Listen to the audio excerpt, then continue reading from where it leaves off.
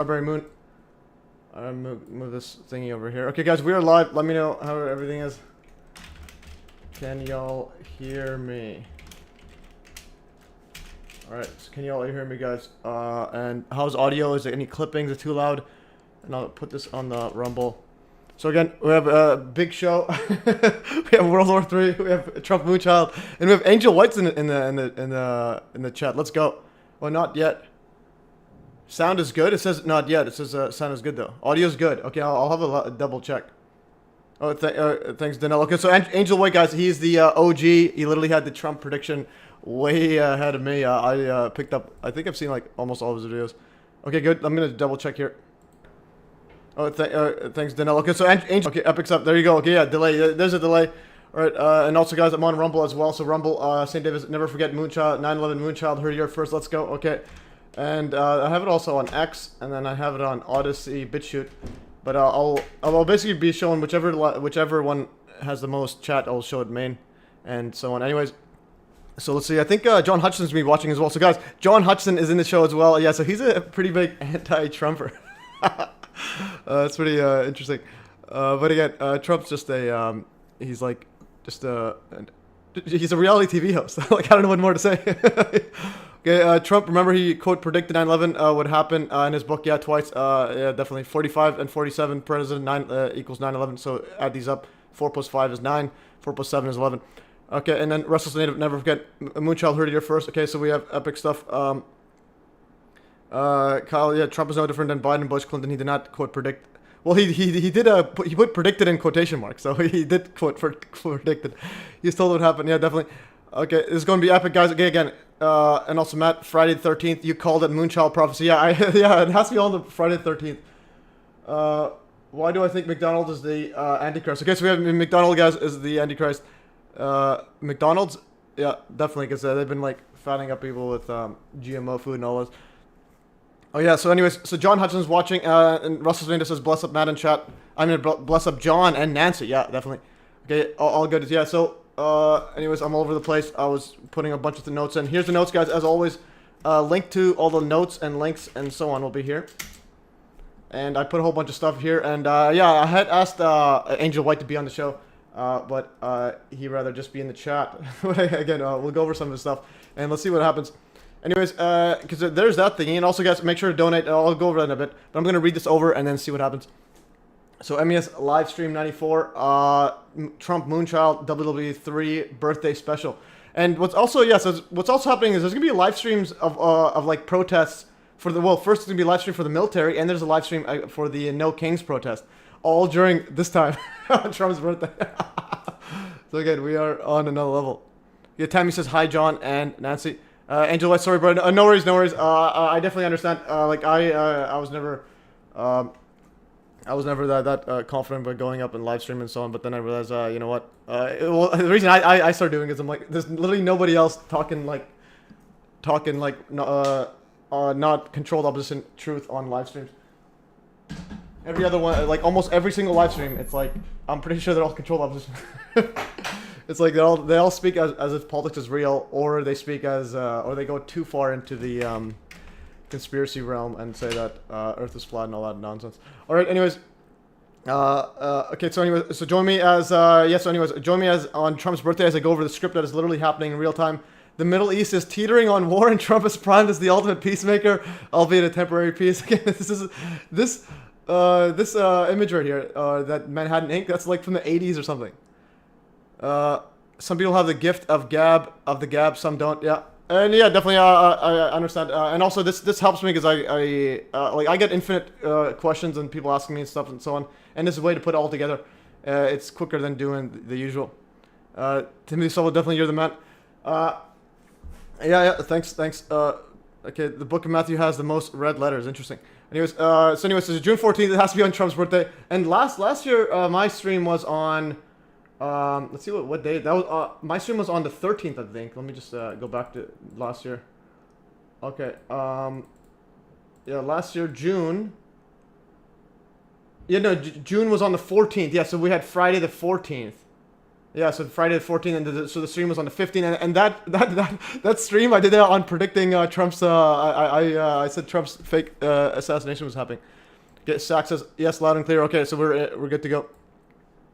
All right, and anyways, guys, so here's a link to the links. Hopefully, you guys like this thumbnail. This thumbnail is actually one of my better work. There's the moon. Initially, I was trying to put the if you ever played Majora's Mask in Zelda Majora's Mask Moon. So like every 3 days, the moon like kills everybody, so you have to always go back in time, and the moon looks like this. So it's like this is also a bit of predictive programming. It's like the end of time comes in when the moon crushes the whole city. So this is when the whole world ends by this like moon goes down. So I was gonna put that, but then it looked a bit whack. I was putting that as the thumbnail, like instead of this moon. Angel White's video live rent. Dzernski's birthday again. That's 9/11. If you look it up, Angel's videos live. Angel White's videos live rent free in my head. We remember, we rebuild, we come back stronger. Yeah, definitely. And also we have another person. Sack says WW3 where evening. John from Lancashire, England. Yep, definitely. So again, World War III, that also coincides with Project Bluebeam and all that. So anyways, this tweet was from last year. Trump says, Biden continues to bring the world ever closer to nuclear war. I alone am the candidate who can prevent World War III. How does this guy, how does he say this with a straight face? Well, actually, sometimes he's laughing. But like, how do people think this is real life? This is real. He says, I will end the killing and the bloodshed and bring peace to Europe and the world. And then, here's Manhattan. This is like the 80s. It says Donald Trump's ultimate deal. Again, he wanted to bring peace to the Middle East and stop nuclear war and so on. And then speaking of video games, I find it so interesting that these popular games have all conveniently reached to number 6: GTA, Far Cry, Elder Scrolls, Doom, Battlefield, Persona, COD, Black Ops. Interesting. Hope that pigeon crept on his hands. Yeah, but GTA 6, that one will never get to number 6. It will always be just like dangling in front of people. Anyways. Sack says, Matthew, let's go. Okay, let's go. Let's go indeed. Can you stop being so hysterical and just give facts? Oh yeah, sorry about that. Anyways, the beginning is always like that. I'll always go all over the place. Anyways, guys, before I get to the facts, I have let's see the poll right here. Oh, I forgot to update this thing. I'm gonna do the poll. Okay, guys, let's go over the random topics. Then we're gonna drop a whole bunch of facts. I went through all these. I made a whole bunch of notes. Anyways. So system noise, yeah, apologies, again, this might be your first, MES live stream. I kind of go all over the place, especially at the beginning, but anyways, I'll get to it. Okay, so MES poll results. Okay, this is faked by the military. I'll put a link, if I put a link there. Okay, and, poll. So, I usually do polls and so on. So we'll go to the poll, this one here, the poll results. I forgot to put the link there. Anyways, yeah, so poll results, MH370 videos faked by US military. That's what, according to the poll. So last week's poll was this. Was this right here. I asked, who created the MH370 videos? Those teleportation videos. I voted Joe Lancaster, the guy I had on the show. I'm pretty sure he made it. Like, he definitely did make it in my humble opinion. Anyways, and then most of the votes says U.S. military faked it, and then a few votes for Ashton Forbes. All right, but then nobody voted that the U.S. military is real. Interesting. And then okay, now we have the new poll today, guys. MES poll: did WW3 World War III already start with Israel and Iran bombing each other? So far, I voted yes. I think it's pretty much starting. And then, but then there's some no's, so it's like almost 50-50. So again, guys, go and vote right here on Telegram. And vote if you think World War III started or not. Anyways, so that is, that's how intelligence gathering. Alright, so we have that. Oh, that's live, but not as you know, epic stuff. Okay, and then, that's live, William, I saw your video on the Muhammad Atta, whether that's a fake image and so on. That's pretty epic. I need to like double check that, put it through some programs and go over that, because that's absolutely fascinating. Anyways, guys, before we go to further into the stuff, because our stream is going to be pretty much 3 hours. I'll end it at 4, unless like, there's a giant psyop happening. Even if there's like a 9/11 type event, I'm still gonna just peace out at 4. You guys can go and enjoy your streams. I mean, enjoy the psyops.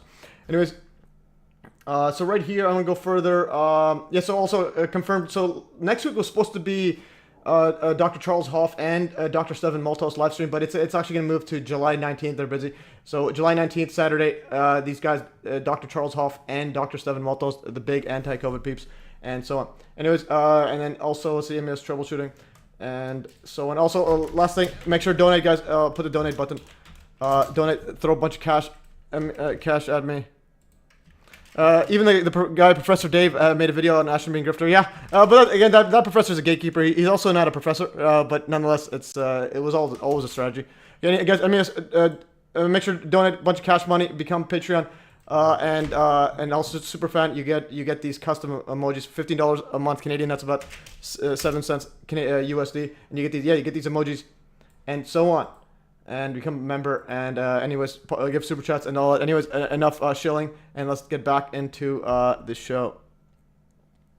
Okay, SAC 17, last thing they want is war. They already agreed to Belt and Road projects, Russia, China, Iran, Israel arranged in the 90s. Well, I'm not sure what you mean, last thing they want is war. Well, war, it's like, they need, in my opinion, a giant ritual sacrifice, so they need a bunch of blood shedding. So it's like, they're probably getting orders from some sort of, they're getting orders from the devil himself. They're not gonna just, they're not just gonna not do anything. It's like, there's been wars, World War I and World War II, and none of the wars are necessary, like in terms of like practicality, but they need it for like killing people. Also to, when inflation gets too high, they need to kill off a bunch of the people. So now there's less demand for money, and so on, so everything, all the prices go down. Don't believe the news. It's a psyop, obviously, but there's some stuff like similar to 9/11. 9/11 is a psyop, but lots of people did die, and also genocide in the Middle East, and also money printing, security states, the security state increase, and so on. So again, psyops have all reason, but again, World War III, in my opinion, it definitely will happen. And so on. Anyways, now I'll jump over before I get to random stuff. Yeah, I'll go over straight into. Actually, I don't have much random stuff today. Besides Dua Lipa looking like a man. Anyways, it's gonna do further. So Trump moonchild. So if you haven't seen my videos, my earlier video on Trump birthday coincidences. So these ones here, strange Trump coincidences. I uploaded this 2 years ago, and I got a lot of this info again from Angel White and so on and others. But mainly Angel White had a bunch of good ones. So if you go over here, and then to give you a review, someone just posted literally today.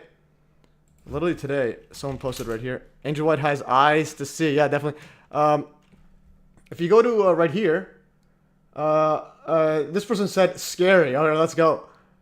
Dr. Heda, he said this was scary. So this is pretty scary, guys. So again, the coincidences are absolutely mind-boggling in here, and I think I even made a giant table of it as well.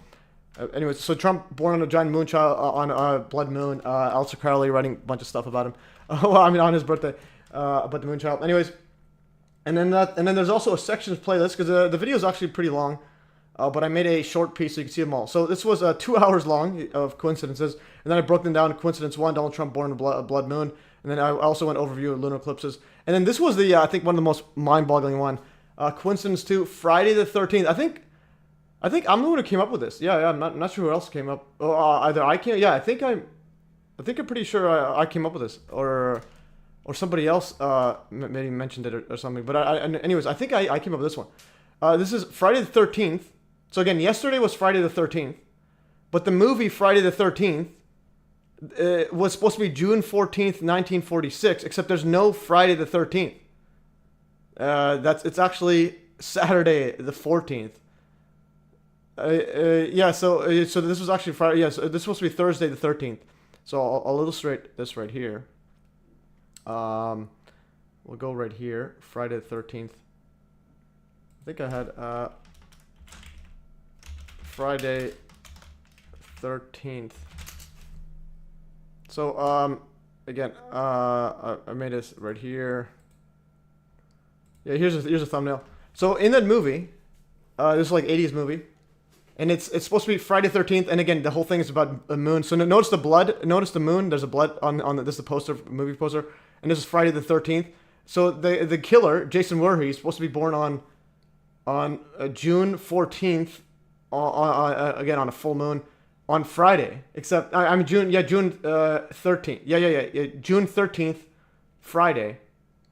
Except if you actually look at the calendar, June 1946 is actually on a It's actually on the 13th is actually on a Thursday.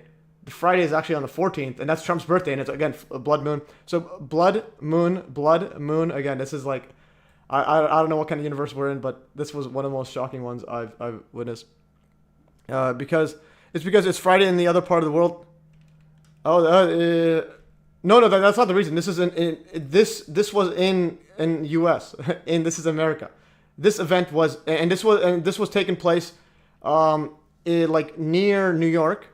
Yeah, Trump is Jason. Yeah, this is taken near New York, and also and like they're all in New Jersey. It's basically like very close to where Trump was born. Trump was born in I think Jamaica Hospital in like Queensland. Yeah, Queensland. And so, anyways, we'll go over that. I think I mentioned it right here. So here, I'll keep this open for just forever. Queen. Yeah. So he was born in Queens, New York, and so on. So Queens, New York. Queens is right next to Manhattan. There's Manhattan right here, number one.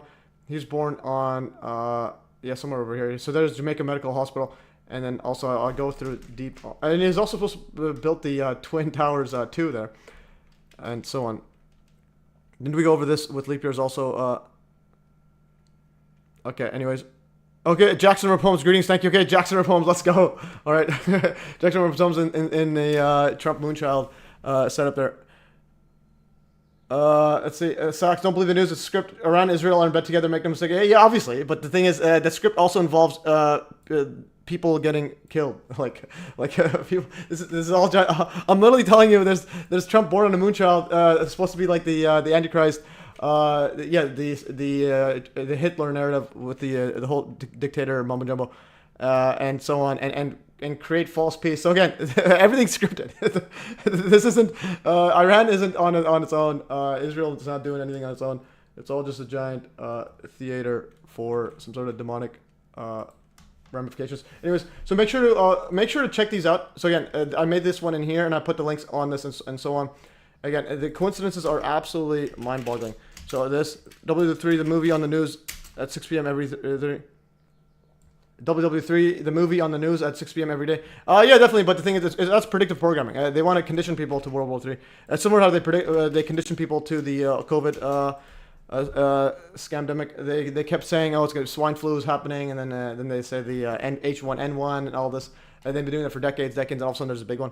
Similar with Iran, they're saying Iran, World War III, and then aliens now. Aliens is like also mixed in, and then that's gonna all eventually it's gonna happen. They don't just do things for no reason. Anyways, imagine reality of a nuclear power station or power plant having blown up and the real ramifications of that. Yeah, definitely. And then they'll blame it on AI or Iran or AI Iran. All right. Anyways, so and now I also I have an occult playlist for those who don't know. So I have an occult playlist, and then I started adding these occult streams to it. So I had these videos. I had I had the Pope Paul VI or Paul VI audience hall, and they deleted my other video. I had a second one. I had it up for like 2017, and then they just deleted it last year for literally no reason. So I put a link right here. Update YouTube deleted the second Pope Paul audience hall video for no reason, and you can go here and so on. So anyways, it's a Vatican thing. It's literally a snake biting. The audience hall, and if I go here, I put a screenshot, and it's again after like 7 years they just deleted it for no reason.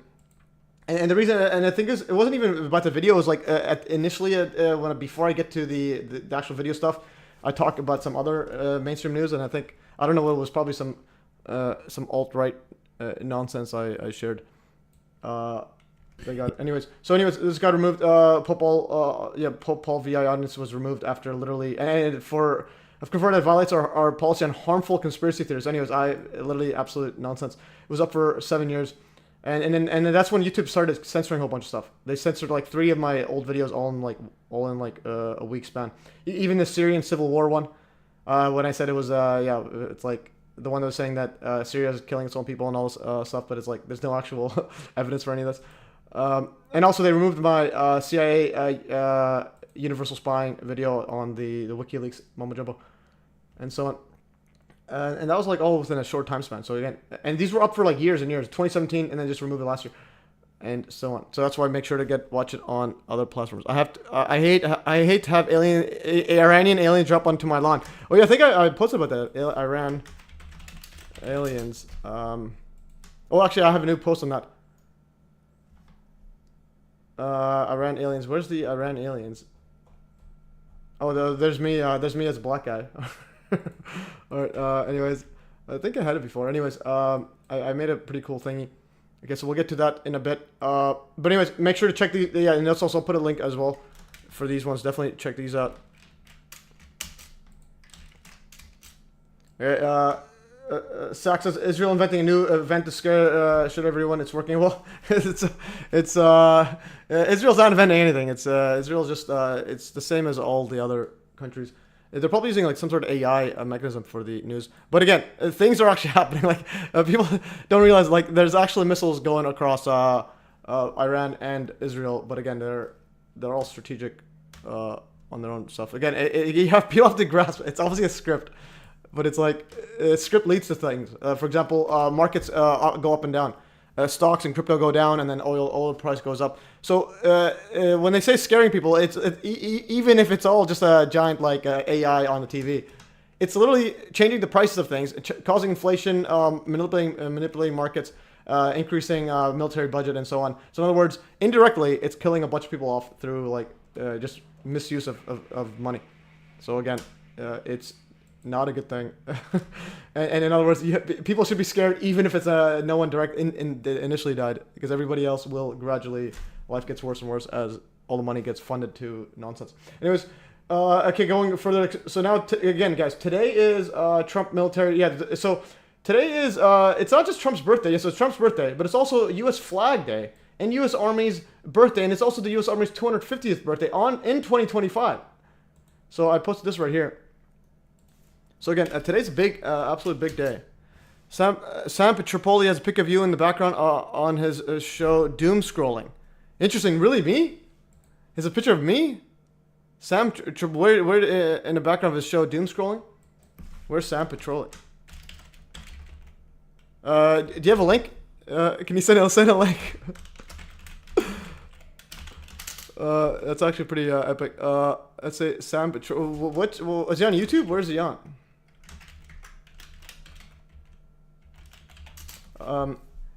It's like I'm probably the last person to have a doom scrolling.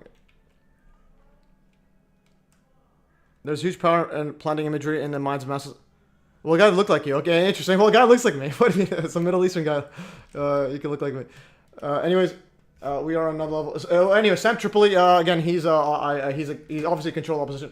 Anyone that doesn't talk about 9/11 when they know full well about it. I was supposed to be on a show. When his friend was trying to get me on a show. So Sam Tripoli, again, like these are the guys that are like speaking out on doing the live stream episodes, but they're all just a bunch of control opposition. So Sam Tripoli has literally Richard Gage, disinfo agent, like extraordinary. And look at his left eye. That's weird. That is weird. So again, and whenever you see a weird left eye, there's a chance they're possibly psyops. Okay, let's see. Sax says, I live near the Lake District. Several complaints of mass fish die-off. Guess what they're blaming on? Yeah, definitely. It's Iran. Iran, climate change, aliens. But again, this stuff does happen. So what I mean is, yeah, it's like things do happen. Like fish dying off. It's not just AI. It's fish are actually dying off, and then they give you fake reasons. But in other words, people are actually killed in wars and missile strikes, and then they'll just say, oh, it's whatever. Anyways, so Sam Tripoli. I just want to bring that up.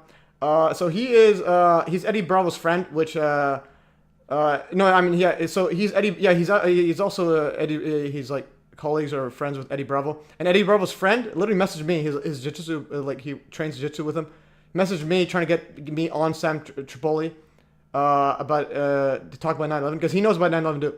So this guy messaged me on Instagram, and he says, something about Sam Tripoli, okay, he says, I think wanting to talk about that will get you easy on the tinfoil hat podcast, Sam Tripoli easy. Then you can go into dustification too. He's a believer in that. So again, Sam Tripoli knows about dustification, according to his insider friend that he does train jiu-jitsu with him. And I emailed his friend Eddie Bravo, and to get him on the show, and neither got them. And then afterwards, they still like getting this like absolute demonic creature there. So anyways, so Richard Gage, Freemason, 33 degree, according to his email and his hand sign. Anyways, going further. So Sam Tripoli, disinfo agent, that is just official. There's no way around it. And also this guy here too. I think this guy as well. Definitely this guy. Yeah, this guy right here. This is the what's his name? Ian Carroll. So he's wearing this red ribbon thingy bracelet. It's like the Jewish mysticism Kabbalah red bracelet. I made a thread on it, and then apparently he also has a weird left eye. But then apparently he said. So my cousin told me that his reason for this was, oh, a friend gave it to him. I'm like, what? It's good. But anyways, the weird left eye. When I saw the video of him, I'm like, my goodness, this is scary AF. But anyways, if you haven't seen this, I have a giant thread on red Kabbalah bracelets. If you haven't seen this, it's like anybody and everybody is wearing a red bracelet. So here's a thread on celebrities wearing the Kabbalah, aka Jewish mysticism red bracelet, and it tells you it basically ward off evil eye, and so on. And let's see what else I had on here. So there's Tucker Carlson with it. There's Tucker Carlson. I think there's a bunch of, there's Michael Jackson. There's Michael Jackson, and then his fingers are bandaged up. He might have ate the pain. Okay, yeah. There's Madonna. There's she's wearing a Kabbalah red bracelet, and she's also a Kabbalah. Ariana Grande reveals she turned to Kabbalah after her homosexual brother was shunned by the Catholic Church. All right, so she's a Kabbalah. She's wearing that. And there's Leonardo DiCaprio, and then Britney Spears, and you got this this person here. Anyways, and there's Beckham. All these, all wearing it, and then also she's also she's also big into the Kabbalah with this with her husband, Ashton. What is it, Ashton Kushner or whatever, or whatever his name is. Anyway, so he's also has that 666 penthouse. So again, we're dealing with some sort of weird demonic stuff. Even this guy here, former Trump lawyer Michael Cohen. He's wearing it. This one is a mind-boggling. This guy too is like even Zidane. Like, what in the world's going on here? Dr. Bass, weird because he goes hard against Israel. No, he does not go hard against Israel. If you want to go hard against Israel, you tell them it's all a giant script. Okay, there is no like one little tiny state that was created 100 years ago, literally after the World War on purpose to create some sort of basically to set up for the next World War. But anyways, Israel's just some tiny country. That everyone pretends like it's like the end all be all. What I'm trying to say is, if you wipe out Israel right now from the map, nothing changes. Like literally nothing changes. They'll just blame somebody else. So again, the people running the world, they're not located in some little country that everybody hates, and they tell you to hate them. So anyways, you have this this guy here as well, Putin as well. And again, all right. Anyway, so this is so that's what I mean. So like, if you want to actually. If you want to tell, like, if you want to go hard against any country, you tell them it's all just on script. They're all covering up advanced free energy tech. That's a big one. Sucks. I live near the Lake District. Several complaints of, okay, went out. But anyways, epic stuff. So again, if you want to go hard on it, you have to speak it in, like, real terms, and so on. So, for example, I just want to we'll ask Grok right now. And again, when you look at money-wise, especially, it's a big one. What is GDP and total debt of Israel vs USA? Make a table. And the important thing about the debt one is, in my view, that's like the most powerful thing. If a country can like literally run on infinite money, so GDP of Israel is 500 billion, USA is 25 trillion. Total national debt. This is probably old. This is 36 trillion. Yeah, this is 300 billion. So imagine you had a credit card, and then someone has, let's say, on their credit card limit, or that they've been, let's say on their credit card they have a debt of, let's say someone has $3,000, and someone else has $3 million debt, or this is trillion. Yeah, this is let's say if it's 3,000. And then this is 3 million. Someone has a $3 million credit card. It's like this person is infinitely more powerful. So again, they're $36 trillion, and they can just like spend it on nothing, and so on. Okay, Angel White's on the show. Okay, we have a bunch of Angel White fans. Let's go. Hathan Jones. I'm not sure who that is. Where did the towers go? Hathan Jones. Oh, we got that. Go. Look at where the towers go. Epic stuff. And also, there's another disinfo agent. If you have been watching on the 9/11 scene. Hughes. So Hughes is like Jim Fetzer, mumbo jumbo. So he was pretending to promote Judy Wood and so on, but he only promotes like 40%, doesn't go full on. So again, Professor Hughes, this guy right here, it was on Alex Jones show, and then never talked about 9/11, never talked about how this Alex Jones clone covers up 9/11, and he says that Hurricane Aaron is not a big deal, and so on. And he says that the buildings 3, 4, and 5 and 6 were just destroyed by falling steel and so on. Again, absolute clown show. But again, I don't have time for this part right here. If you can go check my post about him, and so just look at Hughes on my Telegram, a whole bunch of stuff there. Initially, I was sharing his stuff, and then all of a sudden, yeah, he realized he's just a big giant grifter or slash. Well, just disinvigent. He's like it's like one of the higher level disinvigents because once people see through the obvious controlled explosive demolition. Anyways, so just to give you an idea where the towers go, see the sphere? That sphere, see the towers, and this sphere survives. Okay, I can't stress that enough. That's severe, and it's not just survives; it's towering above the rubble. And I'll give you an example even more. So here, I just want to illustrate some epic stuff. So this is building 3. This is building what is it? Building 4, 5, and then 6 on the other side. Yeah, this is building. Yeah, that's building 3. No, I mean that's building 6. That's 5. 4 is on the other side. Just to give you an example of all this. And see that little sphere there? That sphere towers above all the rubble of this. And here's a sphere. And I actually have this poster. I have this poster right there on my left there. So see this poster? This sphere is surviving, towering above everything. So there's a sphere. Everything else is gone. This is building 4. Building 4 is towering above everything. And this is towering above the rubble. So again, I literally can't stress enough how mind-boggling this is. So again, imagine you go 9/11 and you're looking straight ahead, like this firefighter, and you see the sphere, and you see the lobby columns. Nothing's crushing anything. It's just completely and utterly gone. So again, look at these people looking straight ahead on ground level, perfectly flat, and it's just gone.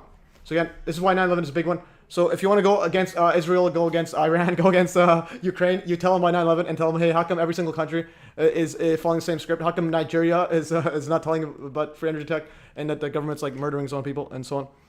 Like hidden in plain sight, yeah, definitely. It's Jones is clone though. He's Bill Hicks. Yeah. Wow, Alex Jones has changed. Yeah. So Angel White made a good point. Yeah. So again, yeah. So there's Bill Hicks, but there's 3 Alex Jones actually. So if I go to clone, so I wrote. Yeah, yeah. So this guy here. So I'm like, who in the world is this guy here? It's not Alex Jones. That's somebody else. And then this guy right here. This guy's the new Alex Jones, making sure he flashes the Illuminati hand sign. He's doing that hand sign, and so he replies, "You're a complete moron." And I replied to him. I said, "Alex, is Merkel your handler?" Anyways, there's Merkel doing the hand sign, and so on. Again, the hand sign is one of the biggest one there. Elon Trump feud. So Elon Trump feud again, totally not scripted. He's doing the hand sign like it's no tomorrow, and so on. And also, I want to go. Okay, we'll go over this remote viewer. Actually, we'll do that. Okay, we'll do that now. Okay, because this is a bit of next level stuff. Okay, Joel Windlefield, shill. Who are you calling shill? Is it me? No, nobody said. Okay, Obama signed One World Trade Center beam on Trump's birthday, writing, "We remember, we rebuild, we come back stronger." Trump said these words across different interviews on 2001, 9/11. Yeah, definitely. I've seen your videos on that. We could play that. Drinsky might be my new best friend. Are you a flat earther? I'm not. Okay. Anyways, I'm gonna show you some stuff here. This person right here, his name is Bashar. Some of my cousin's name is Bashar. So he's an extraterrestrial entity being channeled by his past self, and he's talking about the secret and all this. And then he's doing his hand sign the whole time. Day to you this day of your time. How are you all? All right. Thank you. We are engaging in this transmission this day of your time. Okay, anyways, he's transmitting alien knowledge and so on, but he's doing his hand sign the whole time. He's doing literally the Illuminati Trump hand sign. Like, what are you doing? Why do you give off your stuff? Okay, anyways, let's go back on the stream, and I will open up some other stuff about 9/11. But again, the 9/11, I did a bunch of those before, but anyways, I'm going to go back into this. I'm going to close some stuff here. Actually, before we get to that, so today's Trump's birthday. Trump said Putin called him this morning to a very nicely wish me happy birthday, but more importantly, talk about Iran, a country he knows very well. We talked at length. So again, on Trump's birthday, he's getting a phone call from Putin. What are you doing? They're probably sharing Kabbalah red bracelets.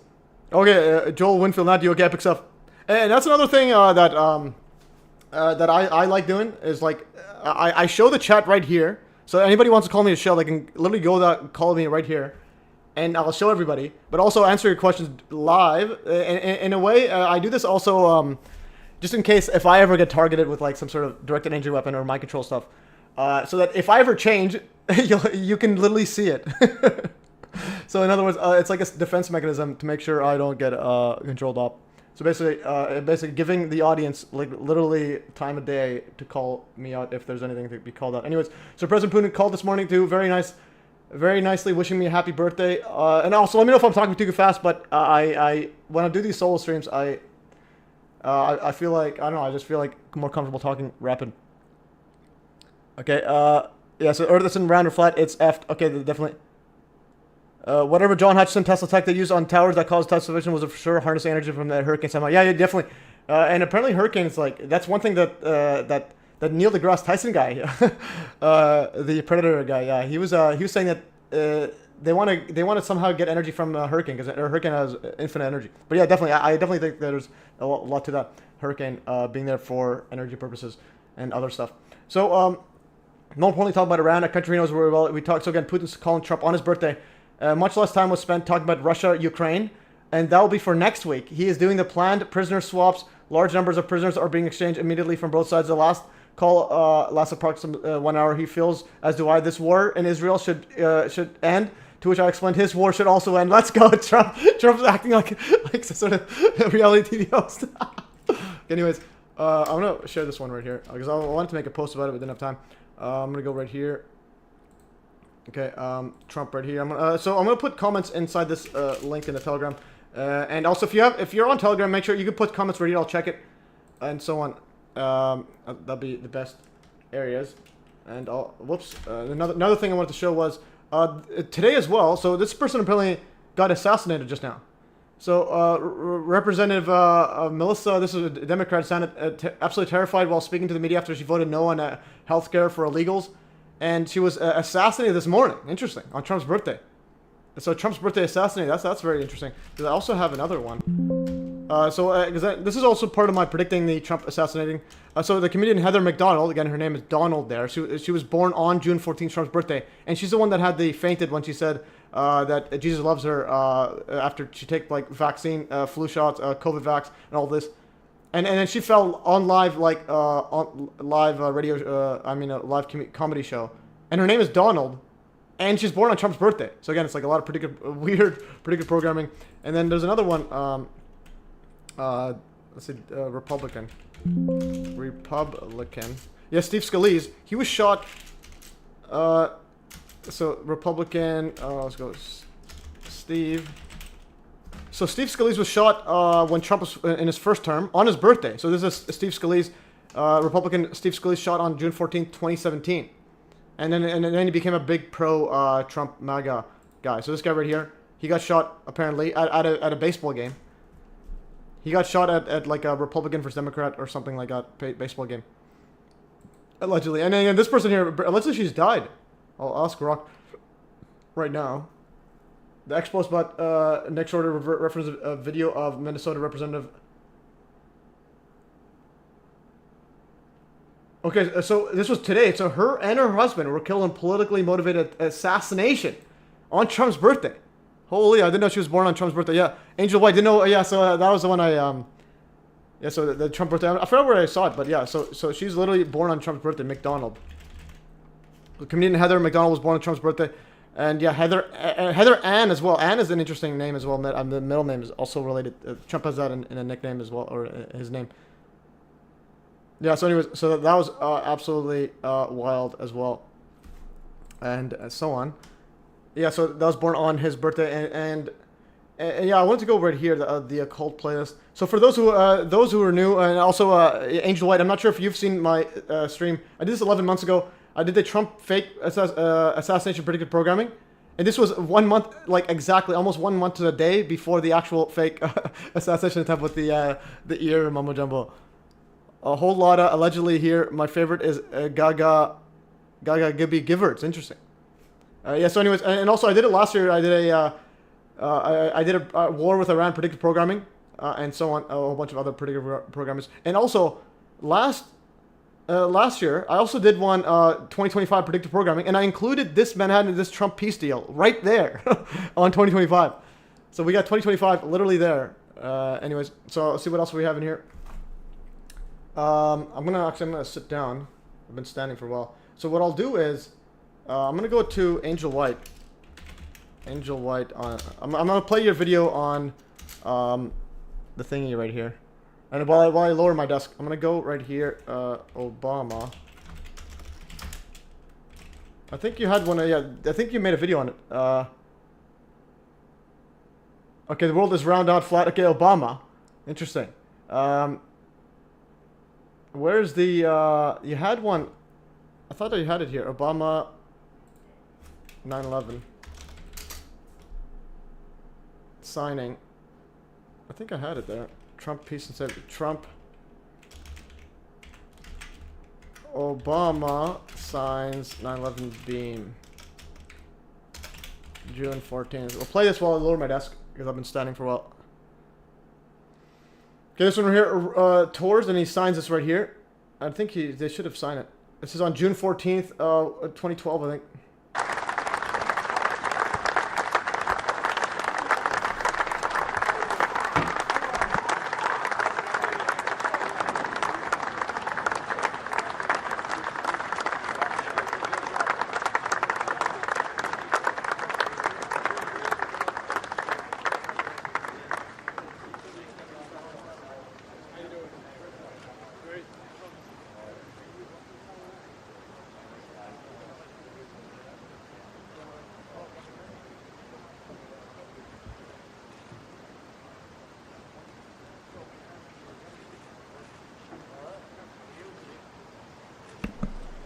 And I'm going to go to the washroom, but notice here, it says one world on Trump's birthday, June 14th.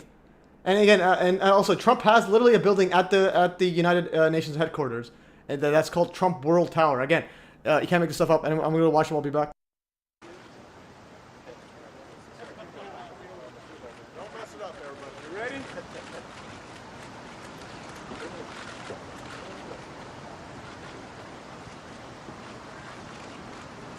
Such an honor. That's a nice looking signature there. Right there. Go ahead.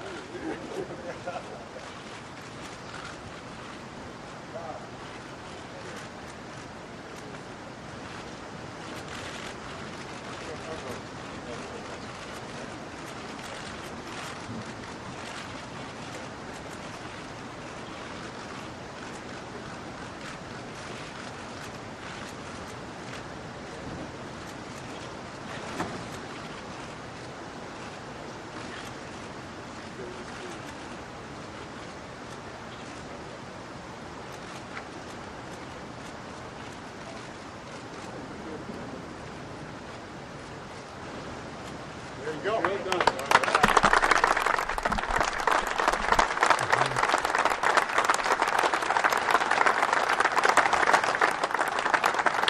All right, there's one world trade, and then this is on June 14th, guys. June 14th signs it. And there's him with Big Mike or Michelle. And also, speaking of Michelle, so apparently Obama's actually getting a divorce. That's interesting. So apparently there's rumors that Barack and Michelle Obama are divorcing. And also, P.S. Michelle's arms look like she's got a 7-foot wingspan. So Michelle and Barack Obama put on brave face with daughters amid divorce rumors and name changes. Apparently they're changing their names or something. Michelle. So she dismissed speculation about marital once, but her eldest daughter changed her last name from Obama to Ann. So Malia Ann, interesting, Ann as well.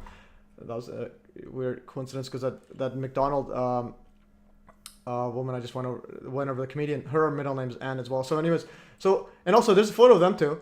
And look at her wingspan. Look at it from here to here. And the Obama's is like here. Yeah, so her wingspan is longer than Obama's. So he's got like literally like Kevin Durant wingspan. And also, yeah, Angel White says, I need to check this out, bro. I've been out of the loop for a while. And, yeah, no worries. Again, that's why I do these live streams. It's a way to force myself to stay in the loop. Because, again, my view is there's too many disinfo agents. And also, and this is a quicker way. It's easier than making the videos because I'm focusing on some other technology side, on the free energy and science side. So it allows me to do that more focused while I call out peeps. And yeah, so anyways, so that's the Obama one, but this is a very interesting one. I'm going to save this. I'll save this right here. I'm going to put this inside my little thingy here. So anything that I didn't include, I'll put it in this stream, or put the links in there. And it's on my Telegram. And And I also put a thing right here. So search up MES links Telegram for Trump predictive programming, Iran, Project Bluebeam, etc. for infinite info. So for those who are not on my Telegram, just go here's the easiest way. Obama 666, yeah, definitely. There's another 666 thing I forgot to go over. And see if is there any other comments? No other comments on anywhere else. But Rumble. Okay, so anyways, have you got an email? Yeah, I got an email. You can contact. You can send me links at contact@MES.fm. If you have links, you can send me a contact. Okay, no, don't, oh, are you talking to me or are you talking to Angel White? Yeah, and you could ask him as well. But anyways, I will just check my email quickly because I forgot to open it up. I'll move this here, personal first. All right.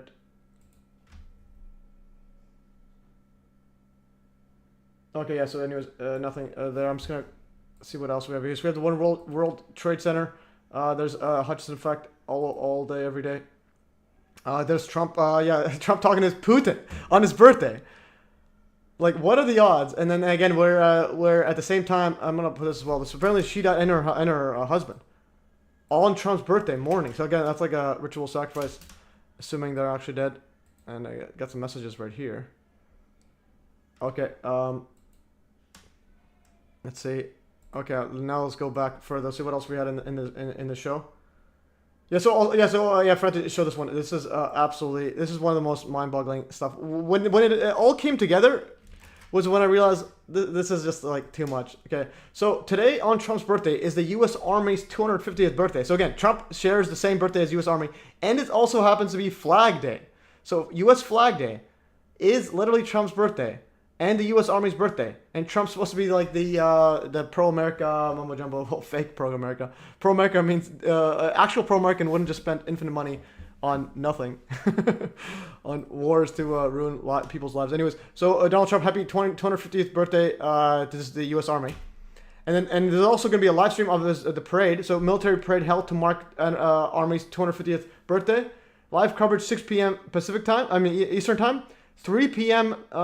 Pacific. So in 1 hour, the live stream of Trump's birthday military parade is happening. Apparently, it's going to be pretty big.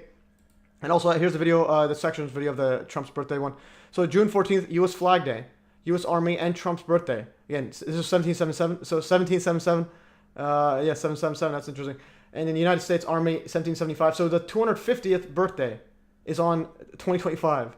So again, and there's also this happening. There'll also be nationwide and in Canada, Mexico protest today called "No Kings" to counter Trump's military parade. So again, everything's happening today, and it's like live streaming all while I'm doing live streaming. So what are the odds of that? No Kings protest set to counter Trump's parade. You go to their website and you click your location. There's literally like thousands of locations there, and I'll open up this one here. So they have a live stream link as well. So the No Kings, right here. Governor Walz recommended that we cancel No Kings across events because the individual who assassinated is still okay. So apparently, Governor Walz recommended that we cancel No Kings because that senator that was assassinated, an individual who assassinated a Democrat lawmaker, is still at large for the safety of all involved. We're canceling all Minnesota events. So apparently, but then the right wing thinks that she voted no against illegal stuff, but the Democrat lawmaker that was still killed. And now these guys are saying Democrat assassination. So again, a whole bunch of stuff going on. And her husband, apparently. Okay, the live stream link hasn't shown up yet. And there's a whole bunch of people. This guy here, Ezra Levin. Interesting. That's a very interesting name because I know the Rebel News guy. Rebel News, Ezra. So, Levent. I think it's Ezra Levent. So, interesting. Yeah, so, Ezra Levent is a Canadian. It's that alt media. But again, they also obviously control opposition. But the guy's also Jewish, so his name's Ezra Levent. So interesting that the guy running the anti-Trump stuff is also, he's probably also Jewish. So again, here at MES, I have nothing against Jewish people. I'm just pointing out that his name is Ezra Levin. Rebel News is control opposition. Ezra Levin, and Ezra Levin literally has Rebel News. They had a video saying that 9/11 was like mainstream narrative. I'm like, what? How insane are you? Okay, another live streamed assassination attempt. Yeah, people who throw their own birthday parties definitely have personal issues. Yeah, but it's the 250th birthday, so it's like Trump uses that as an excuse. But it's still like it's pretty next level. Bush Senior gave Putin $1 billion. Chris Story said in his book. Yeah, but again, they have infinite money. Like when they give you $1 billion, when they give $1 billion to another country, what's actually happening is we're giving them $1 billion with our taxpayer money. So and also printed out of thin air. So we're just giving them our debt. So no kings protest. Okay, Trump gave Iran a second chance and after his ultimatum. Now we're gonna get in some nitty gritty stuff right here with this whole Iran mumbo jumbo. If I go right here. Whoops. Who does stuff? Okay, just there it is. So Trump tweeted this yesterday. So again, on Friday 13th. So he said 2 months ago, I gave Iran a 60-day ultimatum to, quote, make a deal. They should have done it. Today is day 61. I told them what to do, but they just couldn't get there. Now they have perhaps a second chance. So he's giving them a second chance. Again, it's like the fake piece set up there. And again, so yesterday was day 61 after they made the ultimatum, and then that's when they bombed Israel. And let's see it here. And then he says, I gave Iran chance after chance to make a deal. I told them in the strongest of words to, quote, just do it. But no matter how hard they tried, no matter how close they got, they just couldn't get it done. So again, he's giving a chance after chance. He's the peacemaker right here. I told them it would be much worse than anything they know. Anticipator, we were told that the United States makes the best and most lethal military equipment anywhere in the world by far, and that Israel has a lot of it with much more to come, and they know how to use it. Certain Iranian hardliners spoke bravely, but they didn't know what was about to happen.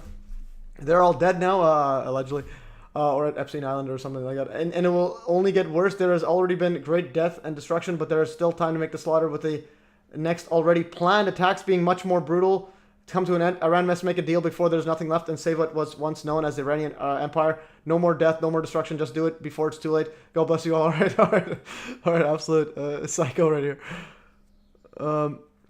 And also, what's interesting is so we have a person that's in the chat, but he's in Iran, but he says that apparently Iran shut down the internet. So it had to do some samurai tricks to get a VPN working. They blocked outgoing internet traffic. The excuse is that people may film transportation of the missiles. They don't know they're in 4K from space 24/7. It's like the Libyan playbook all over again with minor tweaks. If I get bombed to smithereens, I'll let you know. All right. So Attila 5 is always in the chat. Now he's not in the chat right here. And I'm pretty sure, so his internet, Iran cut it off. So yes, so there's no internet in Iran. And again, stuff like this, a lot of people in a conspiracy one, they just think everything's scripted. But yeah, but there's real things happening as well. There's a script that has real things. Similar to wrestling, they actually do jump and do backflips and like break their backs and so on. But it's also a script, but they still do things. And also similar even with the October 7th attack. I actually, in my co-ed soccer team, one of my teammates, her boyfriend was Israeli, and he was there watching, and he was super sad because he actually knows people that were killed there. And he knows people in the army, because it's like, yeah, pretty much. I think everybody's there is like forced to join the army. So he knows people in the army that actually died, and people there at that event. So that actually died. So again, it's obviously scripted, but people actually died. So that's and again similar to Gaza. Gaza's getting bombed to smithereens. That's a real thing. It's not AI. It's actually being genocide there. Okay, I've been God, JIG, bent God. Sorry, off topic, but I love your channel. No, that's on topic. Let's go. Epic, thanks. Trump's birthday theme parade was 8 years in the making. USA Today. Oh, really? Interesting. But again, yeah, that's 2025 though. Yeah, so 8 years in the making. That's amazing. Yeah, so it's probably gonna be like normal now. It's gonna be like every birthday until he gets taken out. After World War III, they're not gonna blame him and so on. So again, Doomsday, Trump, because of Trump, Doomsday is 90 seconds till Doomsday and so on. So make sure to check on January when they update it. That's gonna be absolutely ridiculous. So anyways, I'm gonna go back right here. See what else we had here. So no kings. So Iran giving second chance, and also here's another one. So this one's absolutely shocking. So Trump Iran birthday. Yeah, I mean Trump Iran Friday the 13th predictive programming. So now we're getting into some weird realms. Actually, we've been in pretty weird realms the whole time. So again, remember, Trump's birthday, Friday the 13th, and so on. Okay, this guy. Yeah, anyways, so that's some epic stuff here. I'm going to go right here. So this one I tweeted again. It's like Friday the 13th, that's Trump is Jason Voorhees. And I think when they... and there's also a Trump Jason Voorhees one. I'm gonna go right here. Jason Voorhees.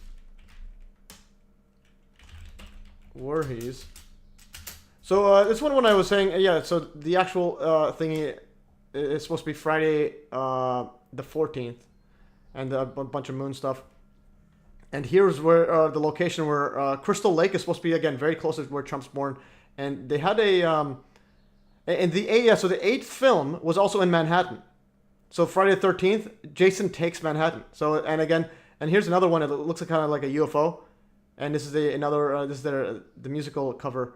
And there's the New York City, and again it's like Manhattan, the musical, and apparently that's where it was stated that the birthday was June 14th.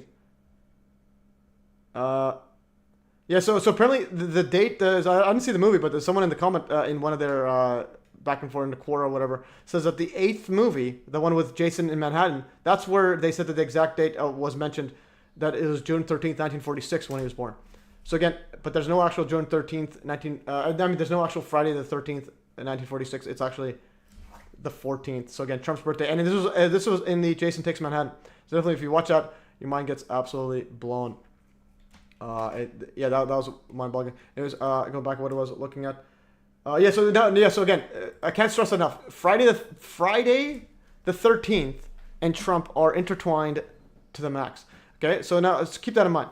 So then I tweeted, this was 2 years ago. Okay, this is October 13th, 2023. Yes, October 23rd, 2023, and this is on my Telegram, so I'm the one actually making comments on it.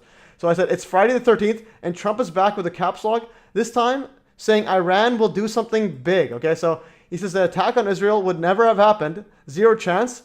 This is the October 7th one. If the election of 2020 was not rigged and stolen. All right. It shows, I think, is it stolen? Is that how you spell it? I think he misspelled stolen. It shows the world how important elections are. Iran was broke and talking. Now they are rich and watching, waiting to make their move, and it will be a big one. I'll make this bigger. How could crooked Joe Biden, the worst and most incompetent president in the history of the United States, allow this to happen? We went from the Abraham Accords and peace to unprecedented death and destruction. Again, whenever you hear peace and safety or security, always destruction comes in. So once Trump does an ultimate peace deal with the Middle East, that's when big time world war happens. So, and he was from the Abraham Accords and peace to unprecedented death and destruction. So again, peace, destruction, peace, destruction. That's very fascinating. Nevertheless, this big and very dangerous problem is solvable. Make America great again. Again, Friday the 13th. I'm the one tweeting it's Friday the 13th. He never mentioned Friday. I'm just saying it's Friday the 13th, and Trump is back with a caps lock saying Iran will do something big. You can't make this stuff up. And then there's another one and that was 2 years ago. That's 2025. That I'm the one sharing. So again, I'm just trying to toot my own horn saying MES onto something. Is that why I double check if I'm right? So again, MES duality. If you're right, things will line up. Like your predictions will be right as well. So how right someone is you can actually know by their fruit. So anyways, this is I posted this is October 11th, 2023. Also another 2023. So this is why the global day of jihad got to be on Friday the 13th. Again, and also Friday is like the Muslim holy day of the week. It's Friday. So the leader of Hamas just called for a global day of jihad this Friday. Do not leave your homes that day unless this is an emergency. So the leader of Hamas called for a global day of jihad.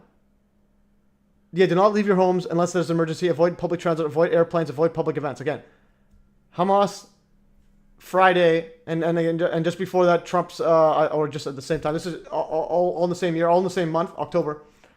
October, Friday the 13th, is when, the jihad, and then that's when Trump tweets, Iran will do something big. Again, it's like, what are the odds? And then Iran bombs Israel yesterday. On Friday the 13th, and then Trump's birthday's today. I can't stress enough. Trump's birthday's literally today. Like, what's going on here? And I even said that right here. Let's go Trump. Okay, oops. This is right here. Yeah, so going back to the birthday. So I wrote right here, WW3 actually starting as Iran launches missiles into Israel. No, today's Friday the 13th, and tomorrow is Trump's birthday. This is what I posted yesterday. So this is your tax dollars. Again, this is what I will say every war. Don't think you're fighting anyone else.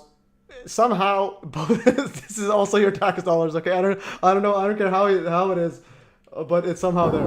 And also, here's the bombs. Here's some of the footage. Again, you'll see different angles and different so on. I'm not gonna assume it's AI, okay? Just because basic common sense says it's probably real. Anyways, Here's another one.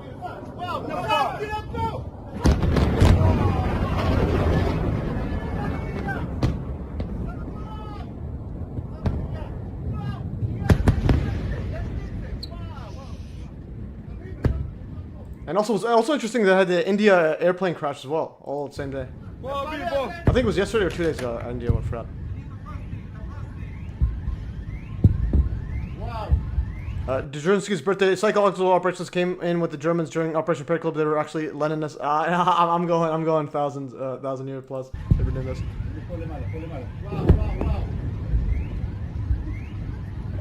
Here's another one. Oh my God. And also, if you notice this one here, the one that fires after. Here's just a quick one. So this footage looks like the same attack actually.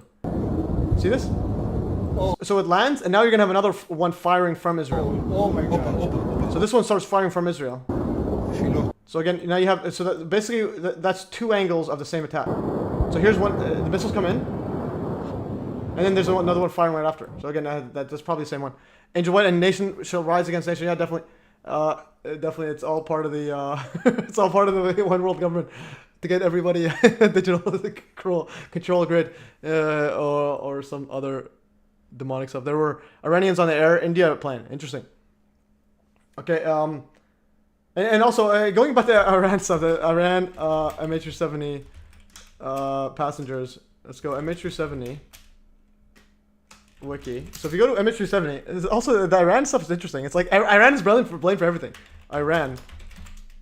So there was two in the MH370, the one that disappeared. There's also you can't make this stuff up. There's also two Iranian passengers traveling on stolen passports. What? What? All right. Two Iranian passengers traveling on stolen passports again, and in 2014, it's all tied up with. This was like flying over Ukraine, I think, or actually the other one was Ukraine. Yeah, so this was flying over Ukraine. Or the other one was. So with all 227 passengers and 12 crew presumed dead, the disappearance was deadliest incident involving a Boeing 77, deadliest of 2014 and deadliest in Malaysian Airlines history until it was surpassed in all three regards by Malaysian Airlines Flight 77, which was shot down by Russian-backed forces flying over Ukraine. So it like literally another Malaysian one, literally like a few months later in the same year gets shot down. So again, that's like what in the world's going on here. But the Iranian one. Angel White should join a call with you. Yeah, definitely. I asked him to join. He is. I'll show you the stuff I asked him. I'm gonna go right here. No, yeah, definitely. Angel White is the man. Bob John. Matthew 24/7. Okay. Israel is set to be destroyed in your Bible. Yeah, apparently it is supposed to be destroyed. In the final. Yeah, so yeah, I do think it's gonna be destroyed, and then I think it's gonna be like a United Nations Baha'i type global religion is supposed to arise. So again, I'm gonna put this there. Yeah. So anyways, Angel White, definitely. I'll read over the stuff here. And I shared your thing here, and also yeah, I noticed you put a link in the. Yeah, so I wrote the Angel White channel that covered Trump, moonchild, fake assassination, predicting Trump's 2016 presidency. To give MES a shout out after I invite him to join this Saturday's live stream. Although he won't join the stream directly, he'll be in the live chat. I shared this on there. But also, yeah, I noticed you put a link to my other channel, MES Truth. That's when I kind of share like other people's content, and it's stuff that I think I might get deleted for. Anyways, so I was asked here's my earlier one. I actually asked you yesterday. Last week during my live stream, I asked live. So I asked, and then you told me, I said, hey, Angel, do you want to join the live stream? And you said, ask this guy, LXXXVIII. I actually went and asked him, but no reply from him. Oh yeah, Angel White, too shy. No worries. No worries. I'm too shy as well, but I just stopped caring. All right, so again, this is a pretty wild stuff right here. I'm going to go see what else we had here. Okay, so now we're going to go to so Trump fake world peacemaker long in the making. So what I think is going to happen is Trump's going to make a peace deal, and everyone's going to say, oh, Trump made a peace deal, blah, blah, blah. And then he's going to go back against it after like 3 years or something, before his presidency ends. And that's when World War III starts. So again, I want to show this one here. Donald Trump's Ultimate Deal by Ron Rosenbaum. Full interview, link there. The 1985 interview outlines Trump's desire. fix this up. Trump's desire to bring about world peace through nuclear disarmament, and at a time when he wanted to broker a peace between Israel and Palestine.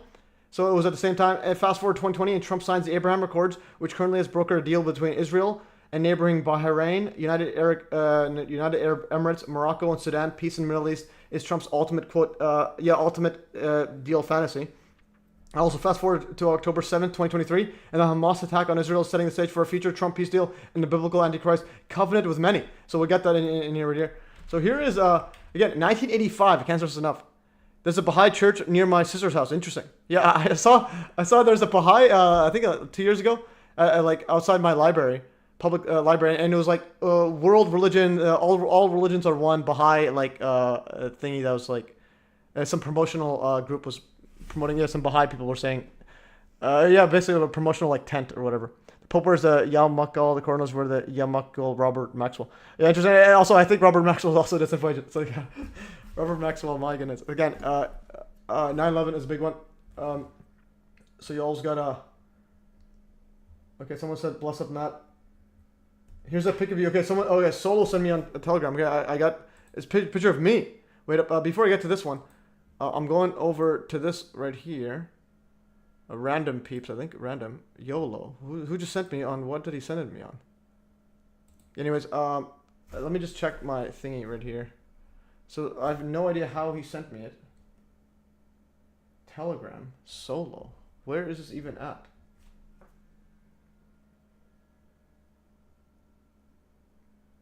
Okay, let me know if you want to get on Oh, there's that. That's not me. That's not me. Okay, so that is not me. Where is this even at? Solo. I have no idea where I found this. So apparently there's a chat that's messaging me, and I have no idea how. Yeah, Solo. Okay, so I have no idea where that is. I'm gonna go right here. I'm gonna go edit folder. Add Solo. Okay. So yeah, so bless him, Matt. Here's that pic of you and Sam Tripoli's show. That's not me. That's not me. Why is he there? Why is this guy me? Okay. I'm gonna share this to. I'll see. I'll put this on as well. In the. I'll put it right here. I'm gonna go reply MES on Sam Tripoli's video. Okay, this is one of the funniest things I've seen. It's like an AI version of me. Okay, Russell Linden, that's you. Let's go. Okay, that is you. Okay, I had no idea because it's, but yeah, epic stuff. So yeah. Anyways, let's go back to the Trump peace deal. So again, this is 1985. Donald Trump's ultimate deal. Ron Rosenbaum. So again, he's holding the. He's literally holding the peace dove. Manhattan Inc. And there's him eating it, and that's an interesting red color there. There's a plane. There's a bunch of planes flying around. Okay, why are there planes flying around? So we got Boeings, we got Trump peace deal, and so on. And and this is a I think a note on it. So extremely rare. This is from where you can buy that. Since then you can't see it on the show anymore. No more. Yeah, that is one of the funniest things. Extremely rare. November 1985. Manhattan Inc. magazine featuring Donald Trump with a dove. The magazine itself was only in existence from September 1984 to July 1990. The Trump dove cover came during the height of Manhattan Inc.'s run. The magazine, which launched in 1984, was in many respects a magazine that could only have existed in the greed is good 1980s, and in fact is shut down in early 1990. The enclosed article, Donald Trump's Ultimate Deal, was written by Ron Rosenbaum, William Coupon, a portrait photographer who shot Trump in the New York City. Again, this was I also used it for my predict programming. It says shot Trump. Okay, what do you mean by shooting him in New York City for Manhattan Inc. in 1985? And he wrote, "I shot Trump twice." So again, is Trump going to do another fake assassination attempt? But then he actually was supposed to actually fake killed, and then Trump's fake twin comes in, or a cyborg with his left eye or hand withered, and then he's like the Antichrist. Okay, Rob is up there with Bill Cooper. Interesting. Robert Maxwell, but again, I think that's a bit. These Eastern Faithful religious people are never any fun. I think Trump died in the 1980s, and whoever. No reply from the XXXI guy. Sad, but I bet Rambo will join you. He's the best in decoding. Rambo. Yeah, anyways, let them know, and that's a good way. And talk about 9/11 as well, just to help weed it out, because it's like, if anybody can look at 9/11 and not say that it's anything but like advanced technology, I just don't know. Then it's like, what's the point of all this like decoding and occult symbolism and all this? But when you can't get something as straightforward as like two 500,000 ton buildings disappear, each 500,000 tons, so like 1 million tons disappear, literally in front of our eyes. Anyways, we shot Trump in New York City for Manhattan Inc. I shot Trump twice. What? Okay, that's an interesting one. This is my favorite. Trump was offering his service as a peace negotiator between Israelis and Palestinians. We thought, get the bird, which proceeded to leave droppings on him. So again, that bird actually did shite on Trump. So again, it's literally the actual guy who wrote it. This is a quote from the actual photographer. He says, yes, Trump's offer, yeah, so anyways, so the bird did actually shite on Trump. Trump was amenable enough, but not at all happy. So he's not happy, but ultimately it was something in his eyes, not the bird's. This magazine is extremely rare, probably one of the rarest publications with Trump. Please have a look and see if you can find any other copies that have sold or available. I bought this myself in New York, which from the newsstand in 1985. There are no address labels, and the magazine is in near mint condition. Please judge for yourself from the pictures. And also, and then there's the December 15th, 2020. There's the Abraham Accords. And here's satellite view of widespread fires in Israel around the Gaza Strip on October 7th. Okay, there's a satellite video. Okay, interesting. And also, here's the, this is from Antichrist 45. This guy's got some decent shows as well. Shot is an old photography filming term. Yeah, no, definitely. I understand that. But shot in terms of Trump. So I used that shot thingy as my predictive programming. As if he's going to get shot. That's one of the data points. The pigeon was nervous of being in the Antichrist's hands. Yeah, so again, the pigeon literally took a shit on his hands. Okay, you can't make this stuff up.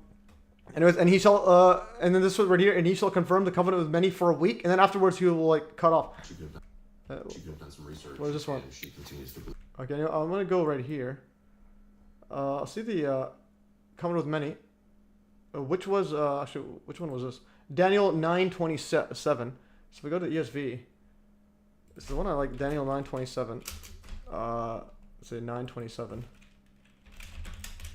Daniel 9. Then you go to 27. Let's see the full quote on here. And he shall make a strong covenant with many for 1 week. In half a week he shall put an end to sacrifice and offering, and on the wing of abomination shall come one who makes desolate until the decreed end is poured out in desolator. So apparently a lot of people think that it will be a covenant with Israel, and then halfway through, he stops the basically breaks the covenant and so on, and destruction happens and so on. So that is So I know that I understand from the going after the world and build. Yes, he's going to build Jerusalem to the coming appointed one of Prince. There should be 7 weeks, and for 36 weeks. Okay, yeah, I need to like revisit that exact setup there. But anyways, you get the idea. It's gonna be a peace deal, and they're gonna break it. So anyways, so there's Trump getting pooped on. I'm gonna post that as well here. This is fascinating. I didn't realize this. Trump tried posing with an eagle in his office until the eagle tried to get away. Interesting. So they literally do not like the Antichrist there. All right. Yeah, so that was that, and then I had another one right here. So so biblical quote right here. This was oops, not that. I want to go right here. So and notice that thing of peace destruction. The Iran one. Again, this is also if you go right here. Security.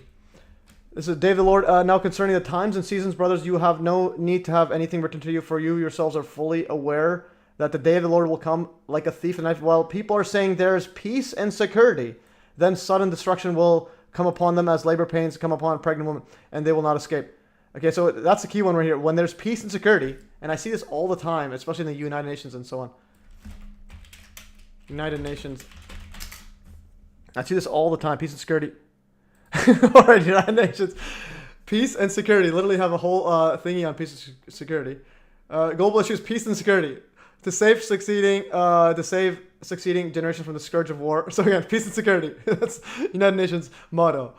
When they say peace and security, It's literally, yeah, that says United Nations peacemaking. And when they have a whole, the first thing you search up, well, actually I did United Nations, but they have a whole page on peace and security.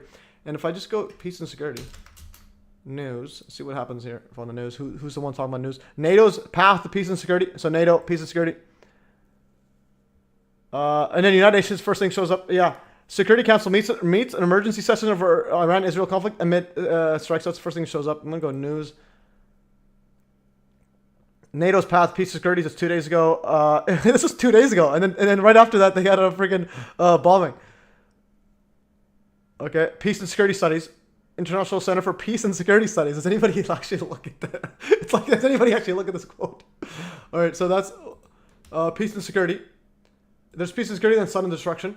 And then the other one is Iran, Trump, Iran. I think I had that earlier. Trump, Friday. Yeah, so if we go for Trump Friday. So this right here, Iran. Yeah, this one right here. Trump was bro. Oh, no, this, we had the peace. Yeah, so he says we went from peace.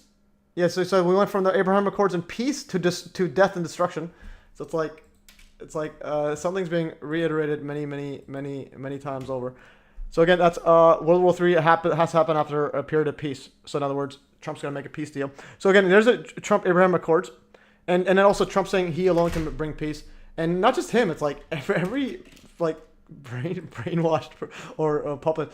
So anyways, going here. On September 15th, 2020, Trump got the Abraham Accords signed by Israel, United Arab Emirates, UAE, and Bahrain. And the Abraham Accords seeks to create interfaith peace in the Middle East and the rest of the world. Some very interesting coins were minted to commemorate the event, which heavily featured Trump as a bringer of world peace through advances in technology. So there's Trump. There's Bibi bringing about peace and security to the world. There's Abraham Accords, and that's this is probably Bahrain, or that's I think this one's probably Bahrain. This one's probably United Arab Emirates, I think. Anyways, you guys correct me if I'm wrong. It's one of them. And then Abraham Accords, and that's an interesting that's like it seems kind of like a square and compass Freemasonic symbolism there. And this is an IXXI. Interesting. So notice the logo there. That's actually IXXI. I just realized that. Okay, IXXI. That's 9/11. IXXI ring. So these are just like I think the Jesuit ring. IXXI ring. Let's go Occult or something. Yeah, so if you go to Occult IXXI, so 9/11 is IXXI, there's the cube, etc. And also you can make it from the cube, you can make X, and if you put an I around, make the pentagon. I mean hexagon. So hexagon, turn it around. So you have the IXXI, and there's a bunch of rings on it and so on. There's the Freemason inside, IXXI, the two pillars, and so on. And this logo is literally an IXXI. There's an X with this curl, and there's an X other. Anyways, so the Abraham Accords Declaration, we, the undersigned, recognize the importance of maintaining and strengthening peace in the Middle East and around the world based on mutual understanding and coexistence, as well as respect for human dignity and freedom, including religious freedom. We encourage efforts to promote interfaith and intercultural dialogue to advance a culture of peace among the three Abrahamic religions and all humanity. Interesting. So they want to build a unified one world government of religion peace.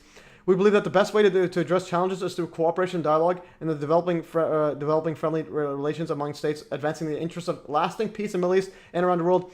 We seek tolerance and respect for every person in order to make this world a place where we can all enjoy a life of dignity and hope, no matter the race, faith, or ethnicity. So think about this. This is Abraham Accords. Again, so Israel's signing this. So it's like, well, so what? Israel wants interfaith world peace. So it's like, so in other words, yeah. So it's like, wait, what is going on here? So again, everything is all part of the same syrup. And then, anyways, here was these coins made.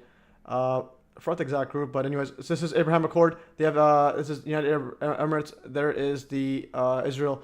So the Israeli and UAE flags flying over an intricate silhouette of the holy city of Jerusalem, Israel's eternal capital, and Abu Dhabi's skylines. Okay, that's Abu Dhabi's skylines. And there's that's Abu Dhabi's skyline. You can tell from the giant tall building. Now there's a temple and so on. Immediately below the skyline are the words Abraham Accord, written inscribed in Arabic, Hebrew, and English. So Abraham Accord. Inspired by the words, and then this on the backside, I'll go here. An eagle holding an olive. So there's the eagle there. This is like, some United Nations, some yeah. They just need a double-headed eagle just to get it fully on board with the whole occult stuff. New world order, one world religion, one world government currency. Yeah, definitely. Look up the Baha'i. Bahai's like literally all part of that. NATO wasn't part of the world government, in my opinion, infiltrated by ex-Soviet countries. They're always part of it. Always part of it. Always and forever. Yeah, but again, the people running it, they probably like some of the lackeys that are like in the NATO, they probably think it's all real, and all of a sudden, but the ones higher up there, the ones that go to like Epstein, Diddy freak off parties, ritual sacrifices on the moon, they all know the script. You're right, but still more complicated than that. I meant the broad feeling of NATO to most Westerners. Remember, NATO was set up in opposition to something Newton's third law. Yeah. In terms of obviously, in terms of like I call it like human inertia. How do you move people across different stuff? How do you move people doing, like, for example, what I'm doing right here? How do I talk to a computer screen with like a Zoom call with a live stream setup here? And you do that through you force everybody to use technology by making everything else expensive, making travel expensive, making free energy tech hidden, UFO gravity tech, probably telekinesis probably exists. Yeah, so removing telekinesis. Newton was part of the problem, that is for sure. Yeah, again, Newton, again, 1666. He's again another big occultist, and so on. Anyways, going further. So there's an eagle holding an olive branch. So an olive branch and arrow. So peace and war. So again, there is a duality, Freemasonic duality, and the seal of the President of the United States completes the front design. There's the where is the seal of the Trump's?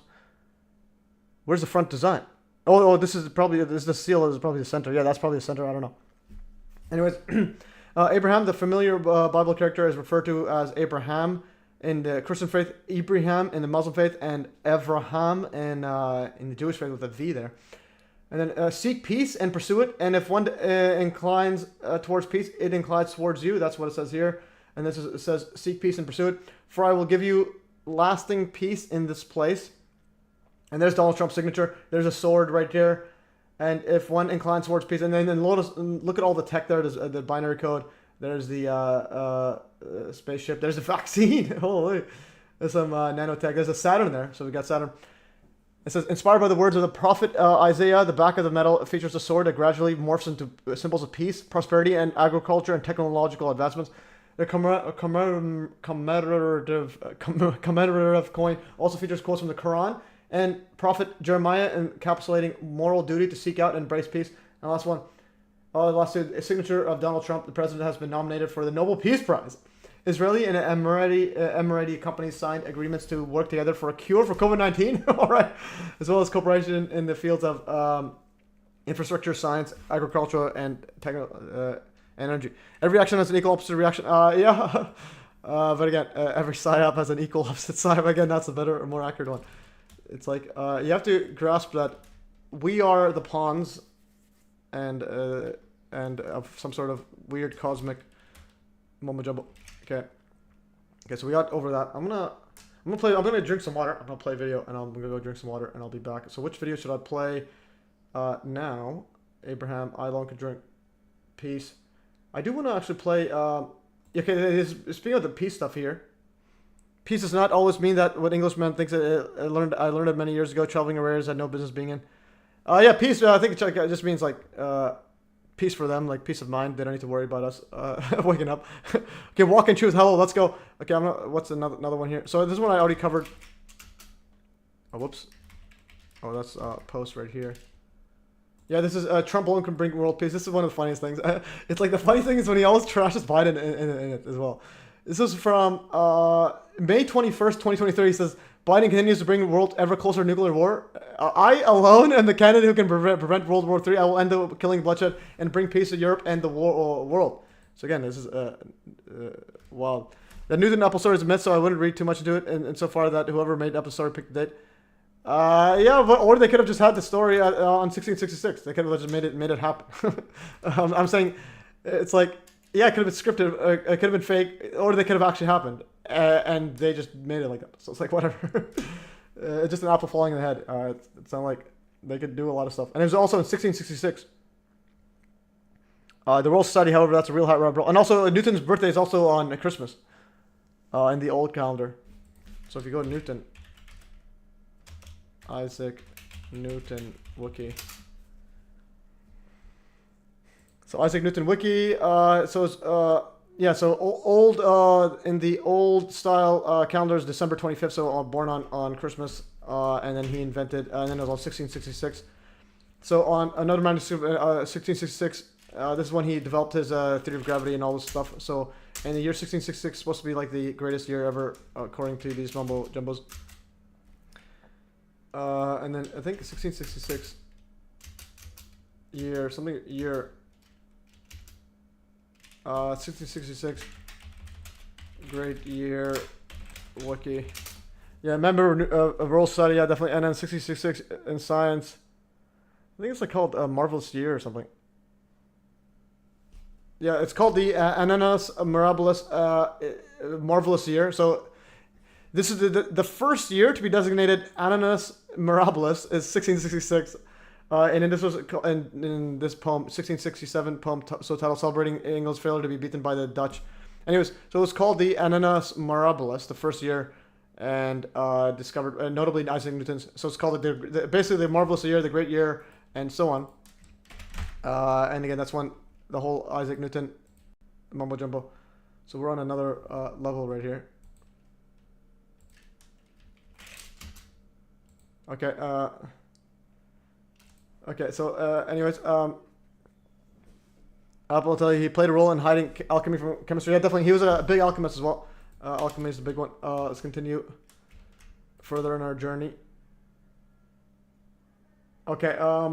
Yeah, I wanted to play that other thing. Actually, yeah, since we're talking about Trump world peace mumbo jumbo, this one, Jeffrey Sachs. I was listening to like a bit of this for my intelligence research gathering. So Jeffrey Sachs, he's on Tucker Carlson.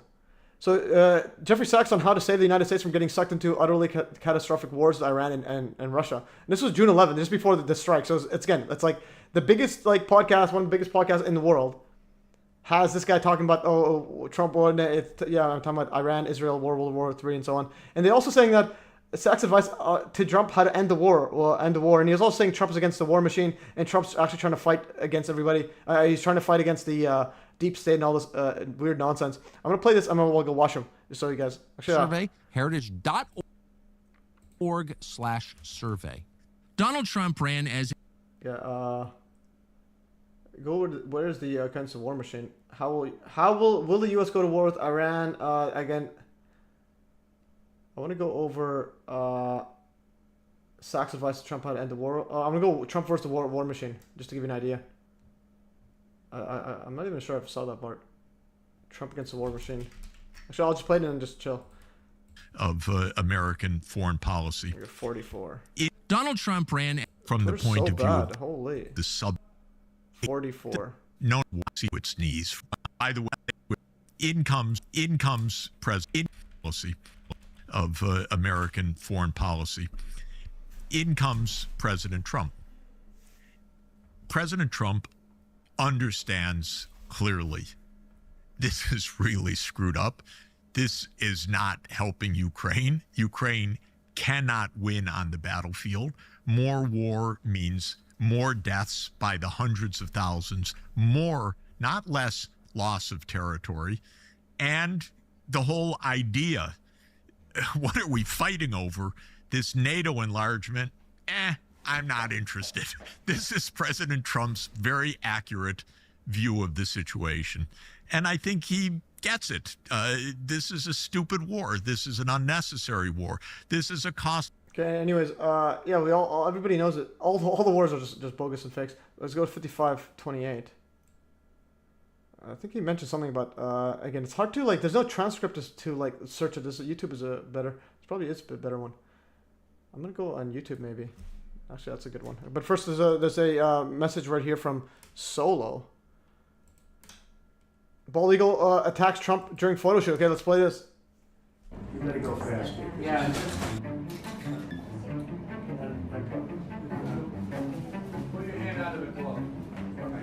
That was my air. Oh, good. Now good. If you like this video, click below to subscribe. Who is this guy? My past videos. Oh no, this guy's the best part of the video. But yeah, that's epic. So anyways, we have the eagle attacking Trump. So again, the birds know. Birds know that's not yeah, they know that's not a real nest. That's a toupee. All right. What else we got in here? Okay. Trump. But I want to play something, and then I'll go. Actually, yeah. Okay, so what I'm gonna do is, because I did the predictive programming right here, 2025 predictive programming. But before we get to that, war with Iran, predictive programming. I did this video on the. I'm gonna go this part right here. Again, this is like all part of the script. In my 9/11 playlist, I'll go over to the that Wesley Clark guy. Clark. So General Wesley Clark reveals Middle East invasion was pre-planned and Iran is next. So play this right here. I interviewed General. Yeah, and then I'll play. Go to the end. Happened in the lead up to the war with Iraq. The allegations. Let's talk about Iran. You have a whole website. So this is March 2nd, 2007. So again, after 9/11, they had a whole list to invade the Middle East, and then Iran was the last one. When did I mention that? He picked up a piece of paper. He said, he said he reached over on his desk. He picked up a piece of paper. He said, I just got this down from upstairs, meaning the Secretary of Defense's office today. And he said, this is a memo that describes how we're going to take out 7 countries in 5 years, starting with Iraq and then Syria, Lebanon, Libya, Somalia, Sudan, and finishing off Iran. I said, is it classified? He said, yes, sir. I said, well, don't show it to me. And I saw him a year or so ago, and I said, you remember that? He said, sir, I didn't show you that memo. I didn't show it to you. I'm sorry, what did you say his name was?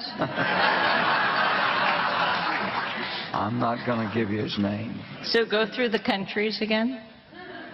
Well, starting with Iraq, then Syria and Lebanon, then Libya, then Somalia and Sudan, and then back to Iran.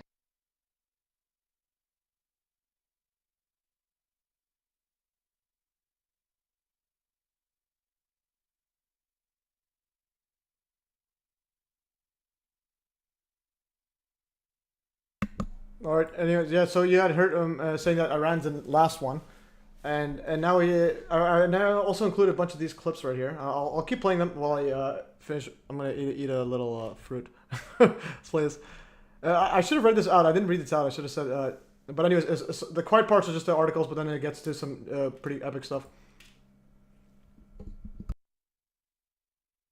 Those weapons of mass destruction got to be somewhere.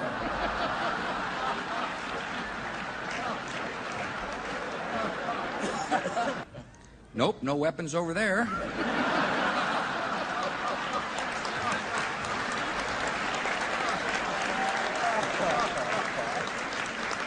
Maybe under here.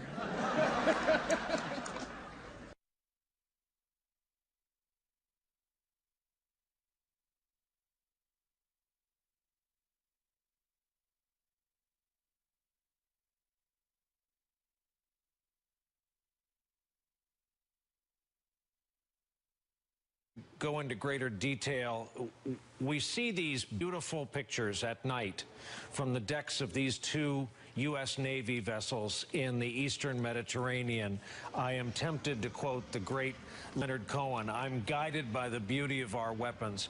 And they are beautiful pictures of fearsome armaments making what is for them a brief flight over to this airfield.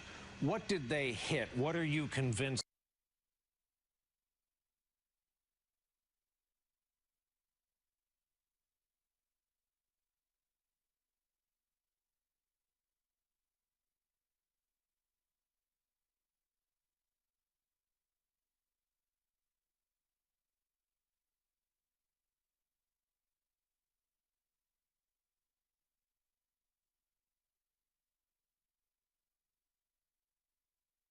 So, I mean, that is the land of unconfirmed. Yes, we came, we saw, he died. Did it have anything to do with your visit? No, I'm sure it did.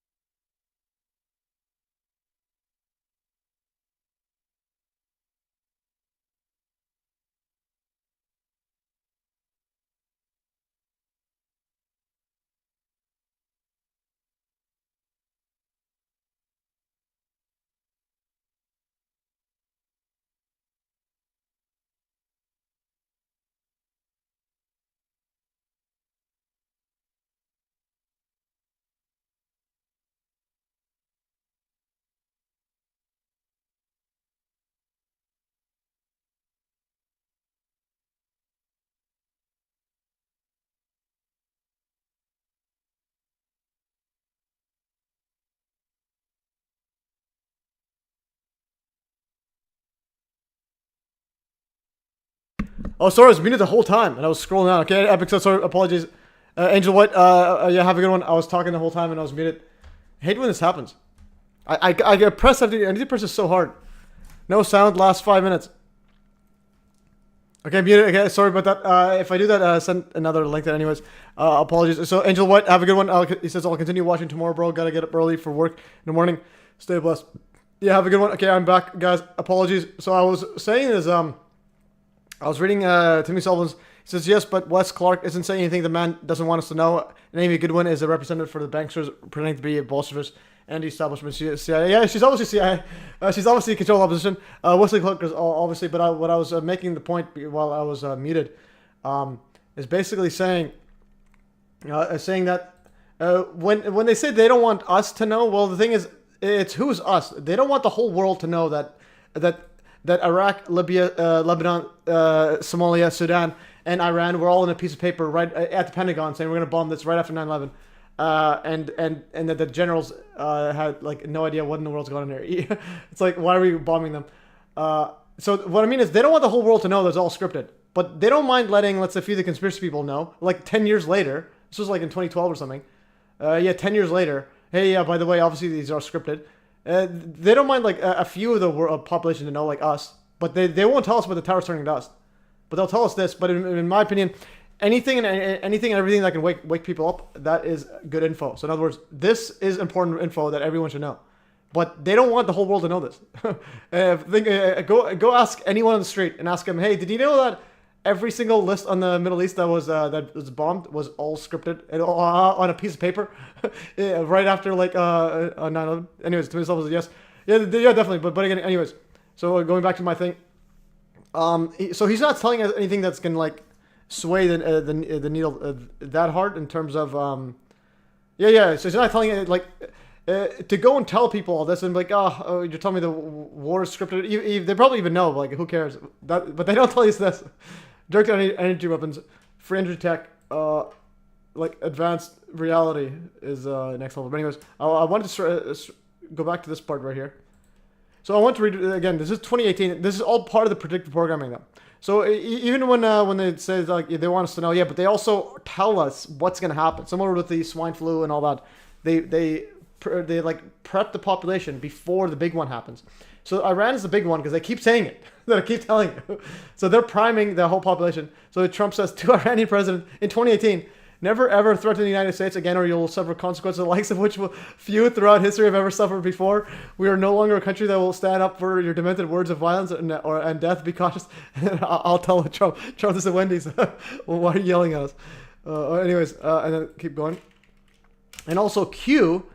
So again, even Q, like the supposed like the white hat Freemasonic white hats trying to fight the deep state, they're also doing the same thing that anybody else wants. It says free Iran, fight, regime change, people have the power, we stand with you. So he's literally telling the QAnon who literally wants a war with Iran, and they're no different from just the mainstream everything. And if you go Democrats. So just before this whole missile strikes between Israel and Iran, so Democrats, this was on June 2nd, so this was about 12 days ago. Even Democrats are getting impatient at Trump for not starting the war with Iran already. Yeah, so you literally have Chuck Schumer. Look at his left eyes, so saggy. He says, if Taco Trump is already folding Iran, the American people need to know about it, no side deal. So he's literally, he's angry at Trump for not bombing Iran. Like, what are you guys doing? But most people don't think it's scripted. They think the U.S. has been caught warmongering. You know what I mean? Yeah, definitely. They don't realize that it's like scripted to such a degree. And but nonetheless, any good info that can like, even if you say U.S. is warmongering, that at least people realize, hey, well, if U.S. is warmongering, why should I vote for someone that's gonna want to continue the warmongering? So if you can lower that, you lower money printing and etc. Anyways, can continue further. So any good thingy. It's better than nothing. I'll say that. Anything good you could do is better than nothing. So here's okay, this was anti-government protests grow violent in Iran. This is probably some sort of script. Anyways, and then here's the Bomberan, John McCain, the famous one. Bomberan? Bomb. Anyway. Yeah, okay, and there's there's Trump doing the Middle East peace deal with the Saudi Arabia, and there's just chilling with each other. Bomb Iran, you know, bomb. Anyway. Okay, and going further, and the reason the Iran one is a big one, the one I focus on it, is so I actually yeah. So let's go here. So Trump, this is 2025 predictive programming. I think I made a post right here. Okay, so I want to illustrate this right here. Just to illustrate how big this is. So when the Russia-Ukraine conflict happened, I in my like predictive programming brain, I was thinking, well, Ukraine, Russia, okay, they're all of a sudden fighting. Yeah, there was a bit of news. There was news on it, on them and so on before that happened, but never to the degree of Iran war. But the Iran war didn't happen yet. So then I wrote this in 2022, March 29th, 2022. From one scripted war to another, war with Iran is coming. So as the world is gripped with another scripted war, this time with the long-standing conflict between Russia and Ukraine, keep in mind what may likely follow next, war with Iran. So I'm like, this one is, so the world's focusing on Russia, Ukraine, Russia. There's the Iran war. And then I go over a whole bunch of it here. Jerusalem Post, Iran is on its way to a nuclear bomb and Israel is silent. Opinion, 2021, Biden bombs Iran. Biden, in message to Iran, Biden bombs Syria. I mean, he bombs Syria, okay, or this is in message to Iran. So he said bombing Syria. He bombs Syrian, like, funded by Iran. And then 2020, Iran and the bomb. Biden, Iran and the bomb. And this isn't during COVID, so they're wearing the mask. And there's the someone bombing Iran. 2019, Operation Bomb Iran. John Bolton, Saudis and hawkish forces pushing the White House towards war with Iran. John bomb Iran and QAnon regime change. Again, QAnon.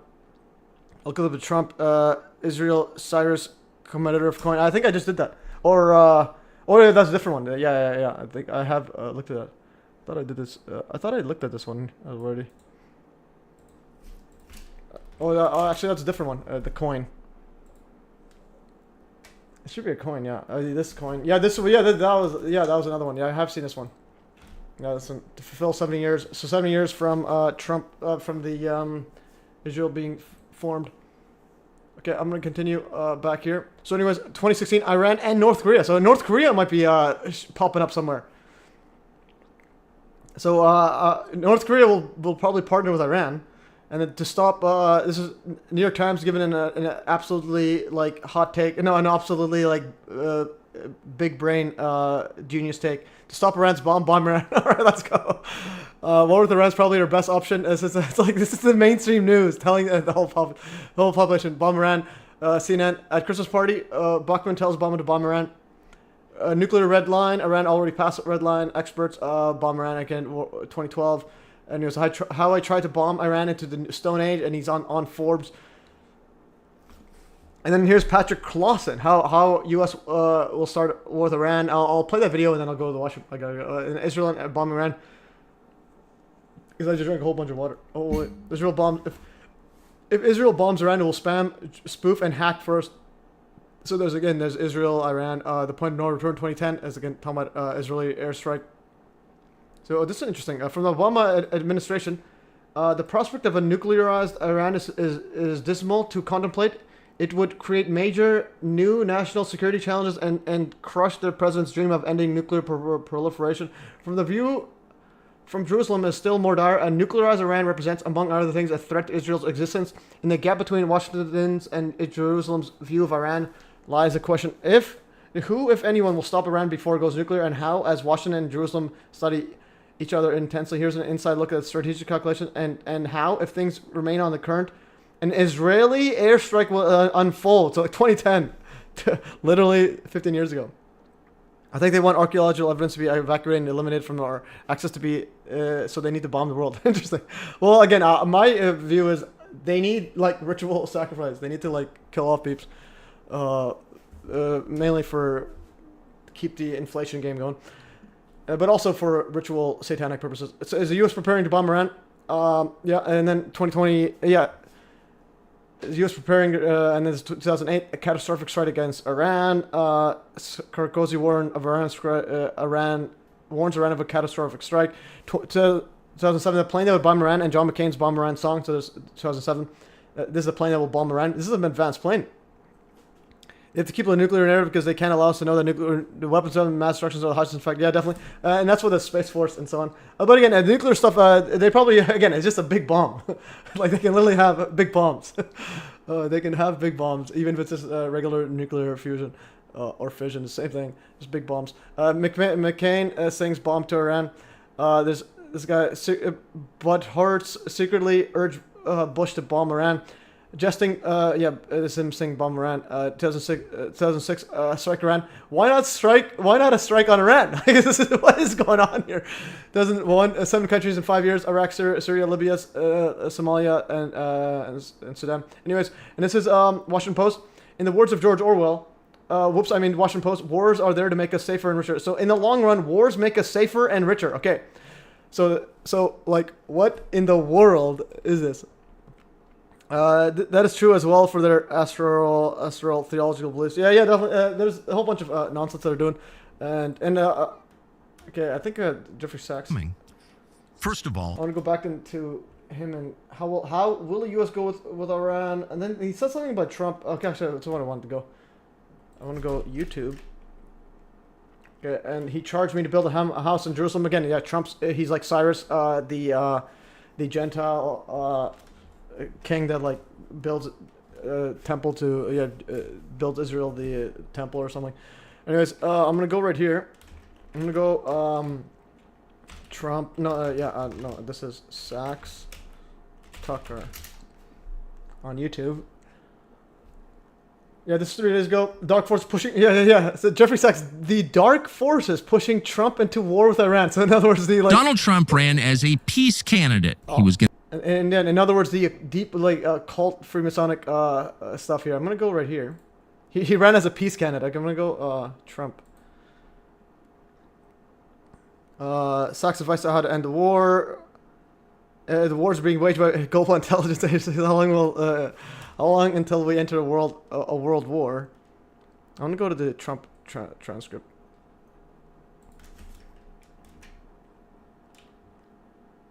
My goodness, just show the transcript. Okay, Trump.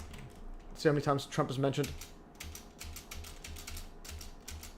Oh, why is it all in Russian? Like, what is this? English, auto-generated. Okay, Russia, Trump. I want to go over in the Trump here. Donald Trump ran as a peace candidate. What's stopping Trump from making peace with Ukraine? Okay, I'm going to keep going. It's epic stuff. Trump was the war machine. he is the war machine. There's actually Trump's world to bring the world to close to agreement. He says, "I want peace." Trying to bring about peace. Now, what has happened is trying to bring about peace. Now, what has happened is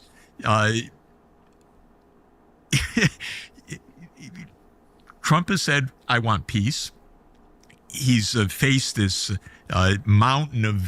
so he wants peace, but he wants to bomb Iran to the smithereens. All right. And he also apparently bombed killed the Iranian general, and hence why they wanted to kill him in that fake drone footage. Can we go... Okay, how to end the war. Let's see,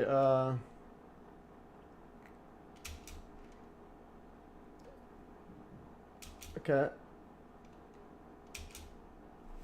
Okay, so maybe he mentioned something, but anyway, I don't want to watch this whole thing. It's just too much nonsense.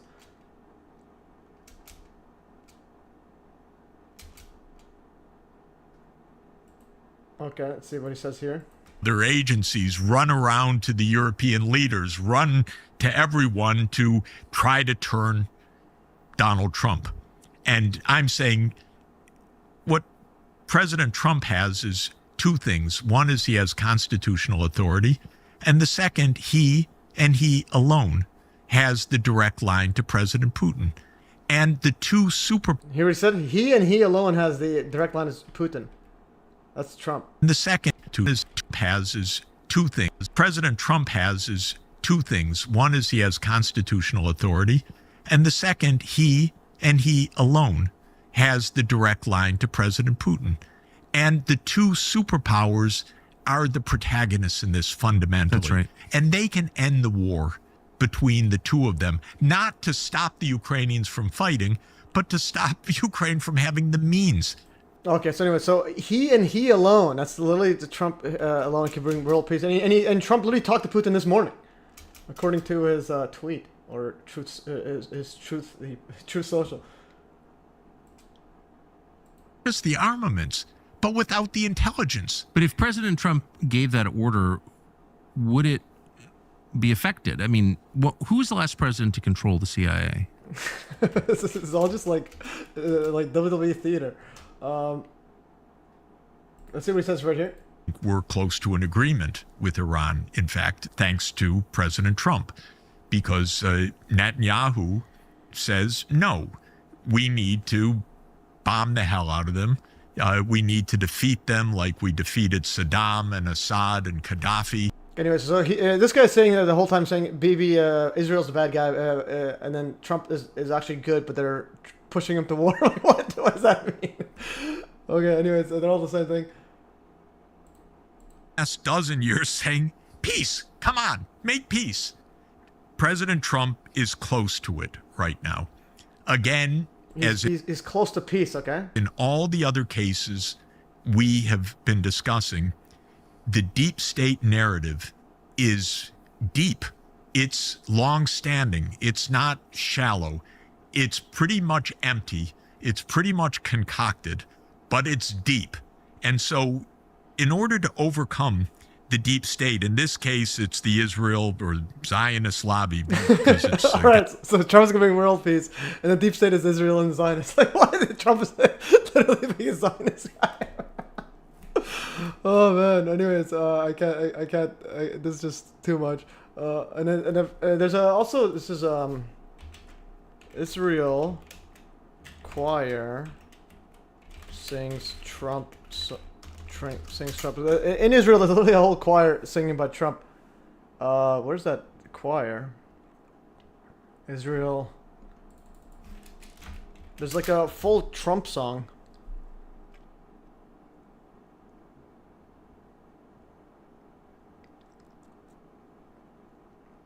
Okay, this is, yeah, it's like Super Trump or something.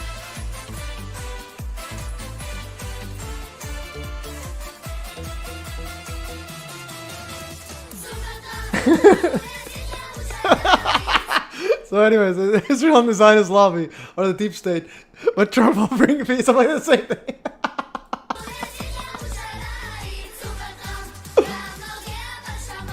Alright, anyway. Like, how is Jeffrey Sachs talking to straight face? That's interesting. To be fair, that you met him. Who did I meet? I'm no fan of Zwakadoos, though. I met Trump several times years back, and he was quite nice. Yeah, interesting. Oh yeah, you met Trump. So it was actually mind-boggling. Oh, this is back here. I'm gonna go back. Actually, I want to go back to that video. Someone sent a video. I forgot what it was. So Solo, which one did you send me? Unless Solo, which one was this?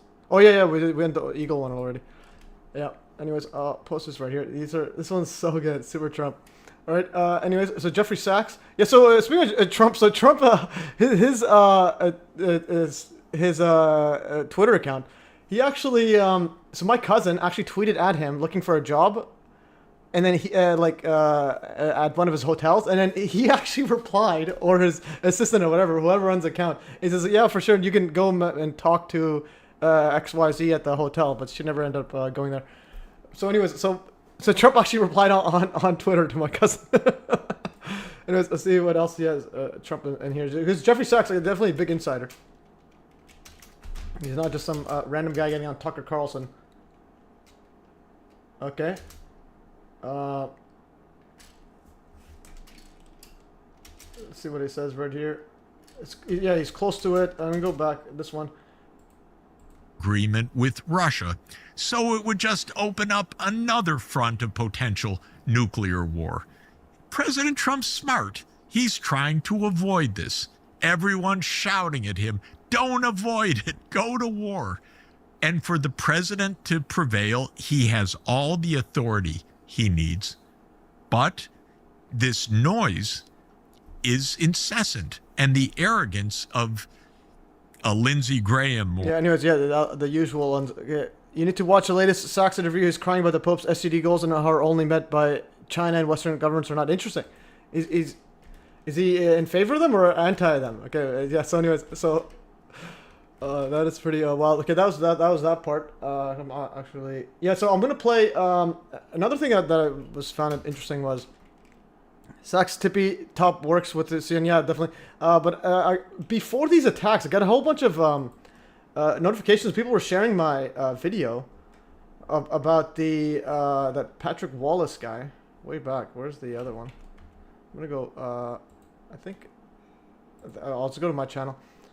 So I'll see one that I retweeted a bunch of these. Okay. Also, this guy here. I forgot to include this guy. This guy's pretty wild channel. But I wanted to show. Yeah, this one here, Patrick Wallace. So I got a whole bunch of likes from like these guys with decent channels, 6,000 followers and so on, and they were all sharing this just before the attacks, Israel and the other one. I'm gonna play this. I'm gonna go watch them. I think I had a shorter version. Yeah, this was the crisis initiation. This was basically telling how this was in 2012. They'll all want war with Iran and so on. I'm gonna play this right here.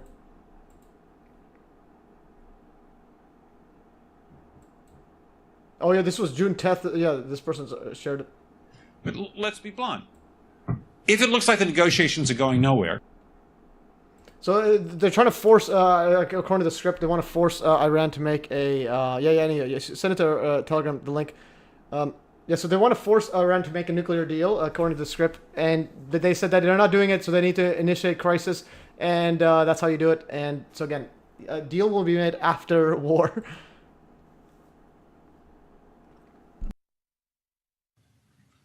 But let's be blunt. If it looks like the negotiations are going nowhere, then I'm in favor of putting forward a final offer. Even though I don't think that that's likely to mean that we're going to get an agreement, but because I think that that's going to clarify why we're going to war. And I think that putting forward a final offer is clarifying why we're going to war.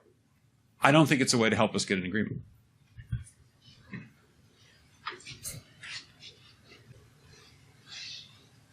The final offer would give Iran everything it said it's won.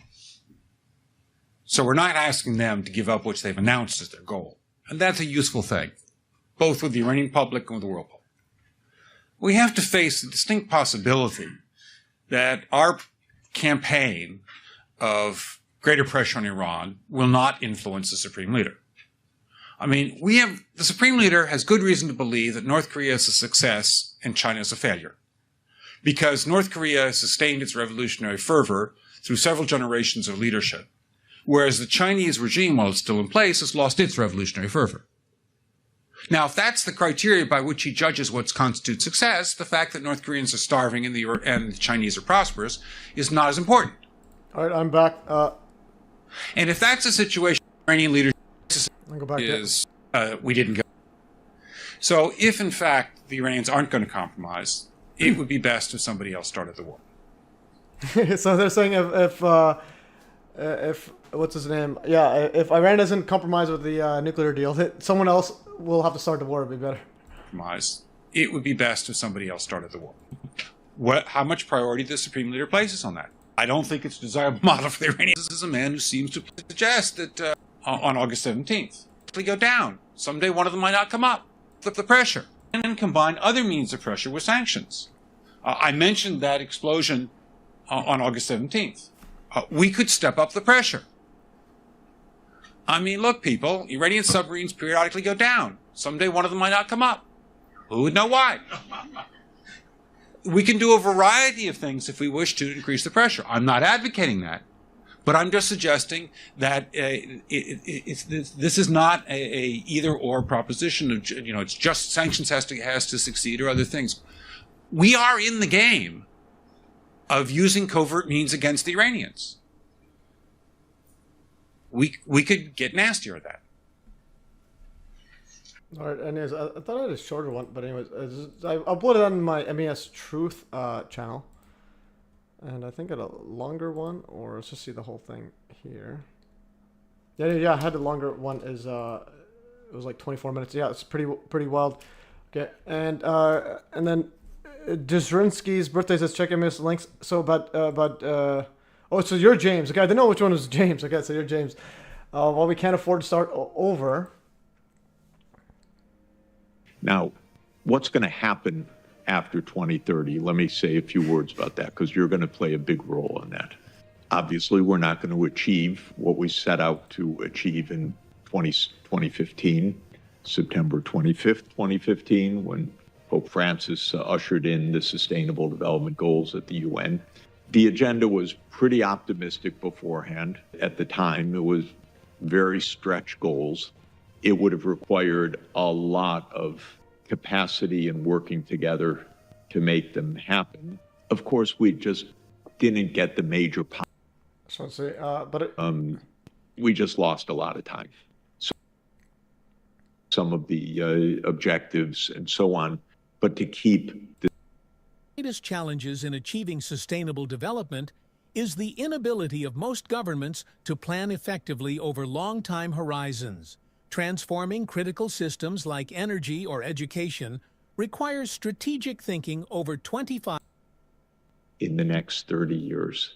It can't go on like this, with many conflicts, with kids not in school, with the systems not working, with electricity not reaching still hundreds of millions of people. And that's what we were discussing, to have the schools and so forth. And yeah, I'll have a look at the full thing, but I could just see the description. So in this powerful reflection, this is June 2nd, 2025, so this is a recent upload. Professor Jeffrey Sachs discusses the post-2030 future of sustainable development, but also he works at UN, so he's probably Baha'i. He's probably Baha'i faith as well. Evaluating global progress since the 2015 United Nations SDG Sustainable Development Goals launch. He critiques global inaction, highlights China and Africa's strides, warns of geopolitical distractions like the Ukraine war, and emphasizes the need to retain and enhance the SDG framework, possibly adding AI as SDG 18. Sachs urges a renowned global commitment to education and long-term planning, digital transformation, and decarbonization, with a particular call to action for the African Union and youth worldwide. Interesting.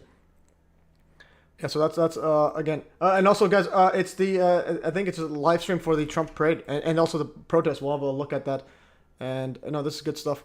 I'll have a full look, but I think, is it in here?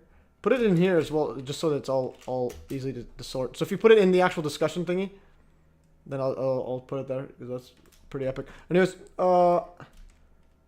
Tucker asked him about his work at the UN. No, I did not watch the whole thing, the whole Tucker one. I literally I can't stand it. But anyways, so this channel right here, 10,000 subscribers. My cousin actually thought he thought this was me, because he's using a lot of my stuff. So Trump Moonchild. This is actually my thumbnail that I made. And he's also using, so Donald Trump is Aleister Crowley's Moonchild, and this is a Moonchild thread. He's also using my thumbnail for my video, and this is the Trump Moonchild. I made this one. This is actually my video, and he includes a link there. It's a Coincidence 3 and 4, Trump's Moonchild, epic stuff. There it is. And Donald Trump was born on Blood Moon. Yeah, so he's getting a lot of this info from me. And no, epic stuff. This guy's on another level. Let's see what else. Elon Musk 777. Yeah, this guy's on another level. Let's take it. Yeah. So 777 to 666. Yeah. So he shared my thingy. So again, it's great that my videos gotten pretty viral. All right. Okay. See what else we had in here. I'm gonna go through everything. Okay. Yeah. So I'm gonna do a quick. Actually, before we get to that. So let's see if this live stream shows up. This is the protest. Let's see if anything happens. We're going to check the protest and live stream. Watch the live stream. Is this live stream?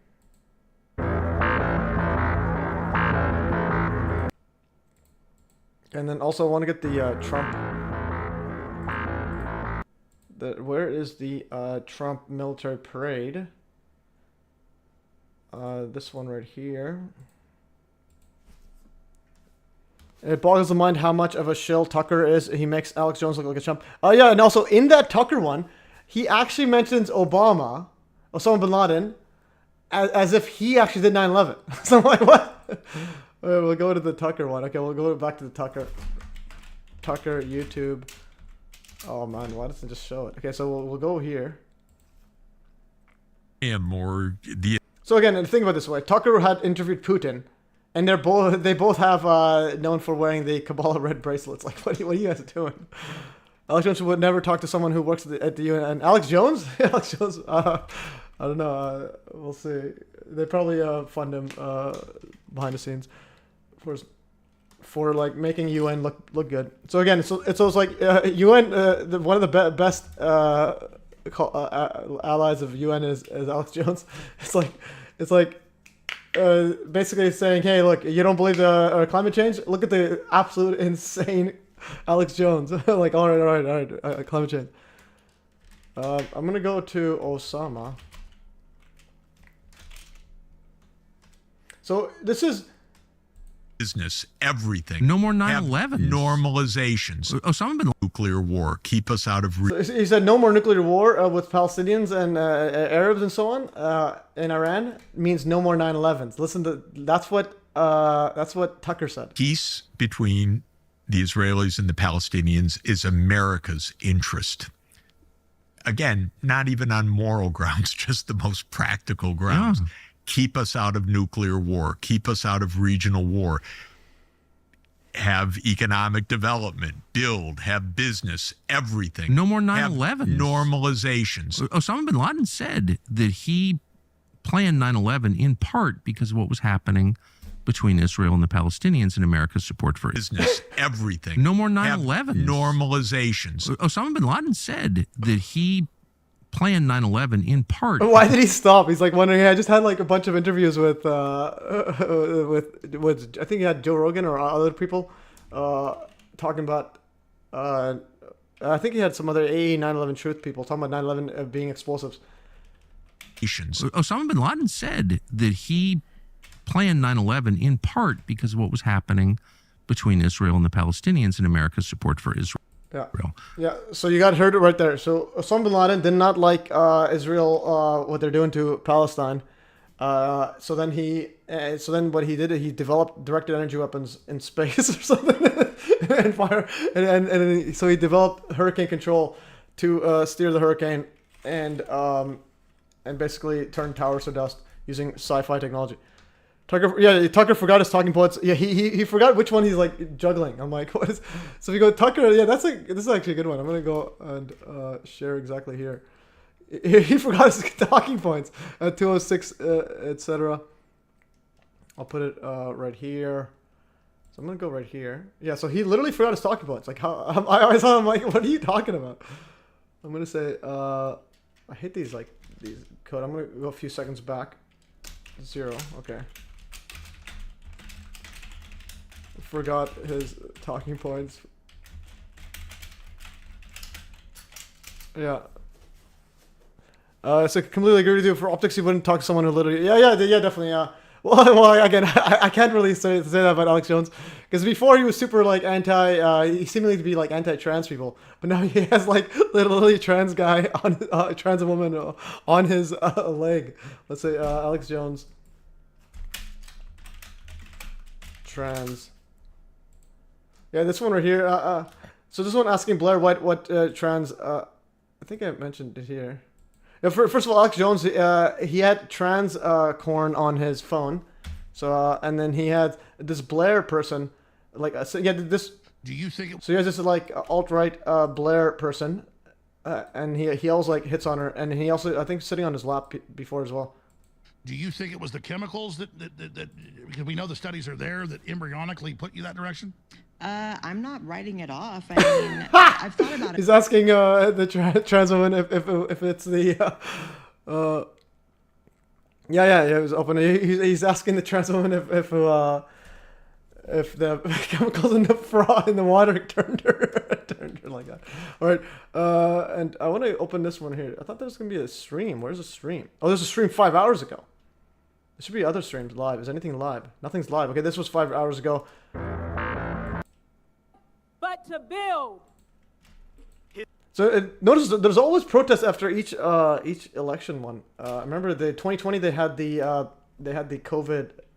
No, it was the anti-COVID people like aka me. I was protesting that, but then they also had the Black Lives Matter one at the same time. Like my goodness, so something's up. And anyways, the other one I wanted to show before the parade.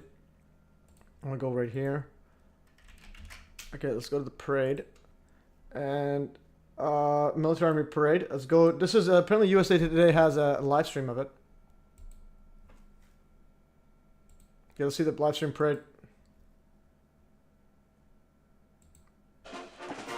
Ladies and gentlemen, our parade is officially underway. Our first international renown is one of the world's finest professional music organizations. Wrestling. I thought someone was jealous of U.S. freedoms. Yeah, that is true. He's jealous of U.S. freedoms, U.S. access to advanced technology. Endocrine blocking chemicals facilitate hormonal imbalances, thus turning frog. But yeah, he asked he actually asked his trans colleague. United States Army Man, Harvey Cole. They are the spear music organization of the U.S. Army. Okay, this is 250th birthday. Let's going back. Let's see how it was. He's got a bunch of guns.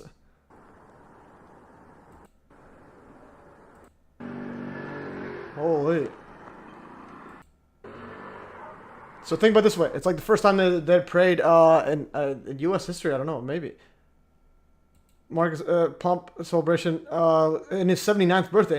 And also, what's his name? And so John Hutchison's also 79. So he's turning... John Hutchison's actually 1 year older than Trump. He's turning 80 in, I think, forgot it was October or something. Or August.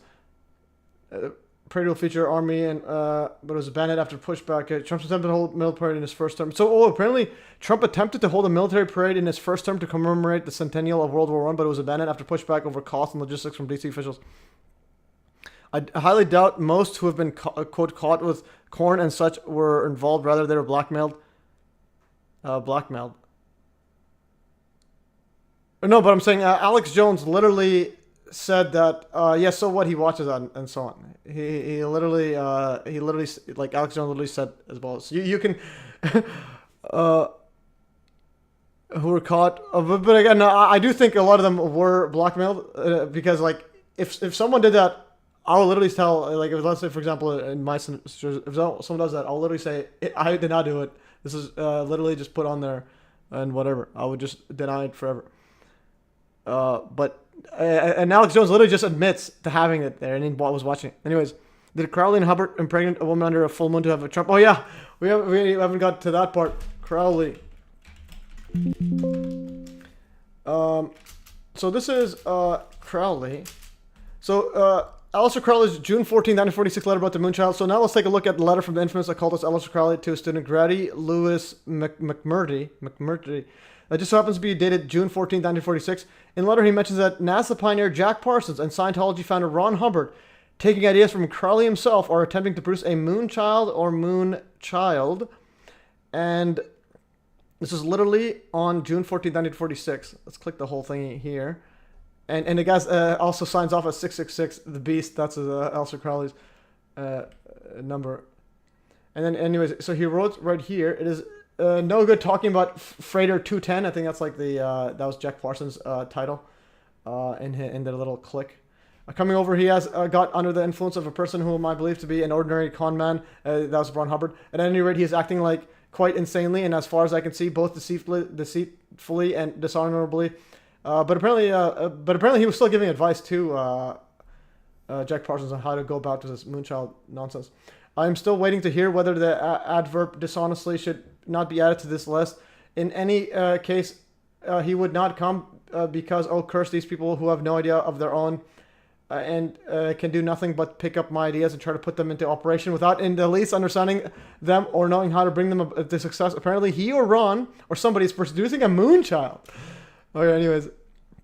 And there's, and again, this is on, and interesting that they have 1661 is his location of the house. So again, that's like a upside down 9, and anyways, it's like 9191, but also 9 similar to if you anyways I was saying if you separate the 1 and the 6, if you separate the 0 and 1, the line from it becomes a 10. In other words, x, so IXX. Anyways, some MES mumbo jumbo. So this is again June 14th, 1946.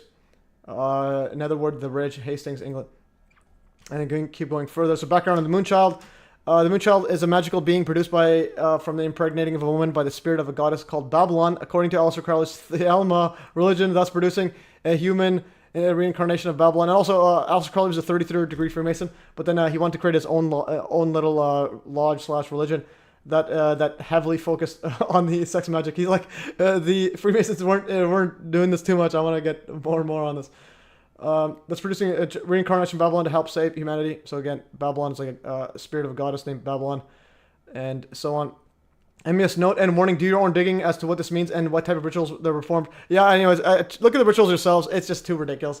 It is absolutely ridiculous. They're like, they're basically like, Jack Parsons like wanking himself in outside while Ron Hubbard is like reading a bunch of like these Thelma quotes or something. Man, it is absolutely weird.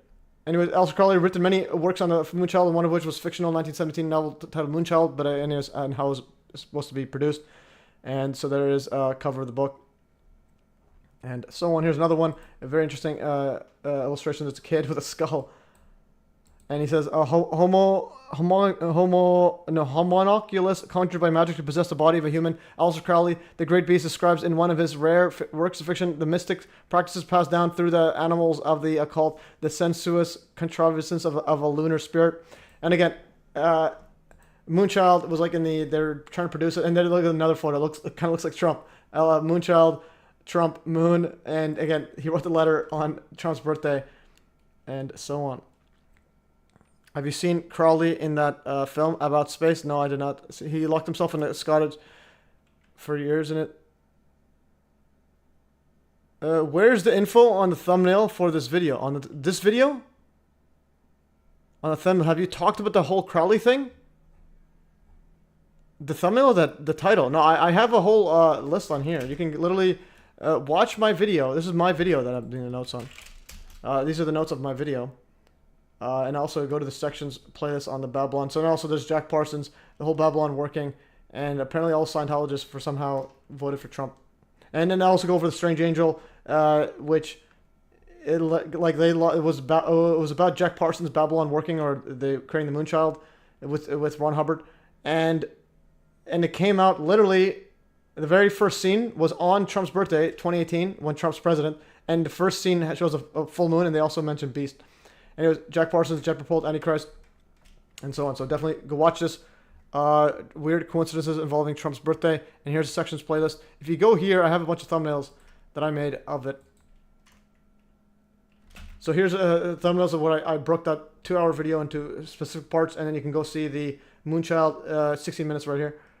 So definitely check this out. Adian guest, hello all. Respect from Scotland. Epics up. Hello from Canada. Buchan is a philosophy professor specialized in sci-fi and occult and Steiner type architects. Interesting. All right, so let's see if anything happens in the live right here. Born from the thunder of horse cavalry traditions of the. All right, anyways, so military as usual, and so on. Let's see what else is on the show here. Okay, so and also since we were talking about the trans stuff for a while, I forgot what it was about, but basically. Oh yeah, because we had the Alex Jones with his trans colleague, and first of all, and I also realized this here. I'm gonna go Dua Lipa.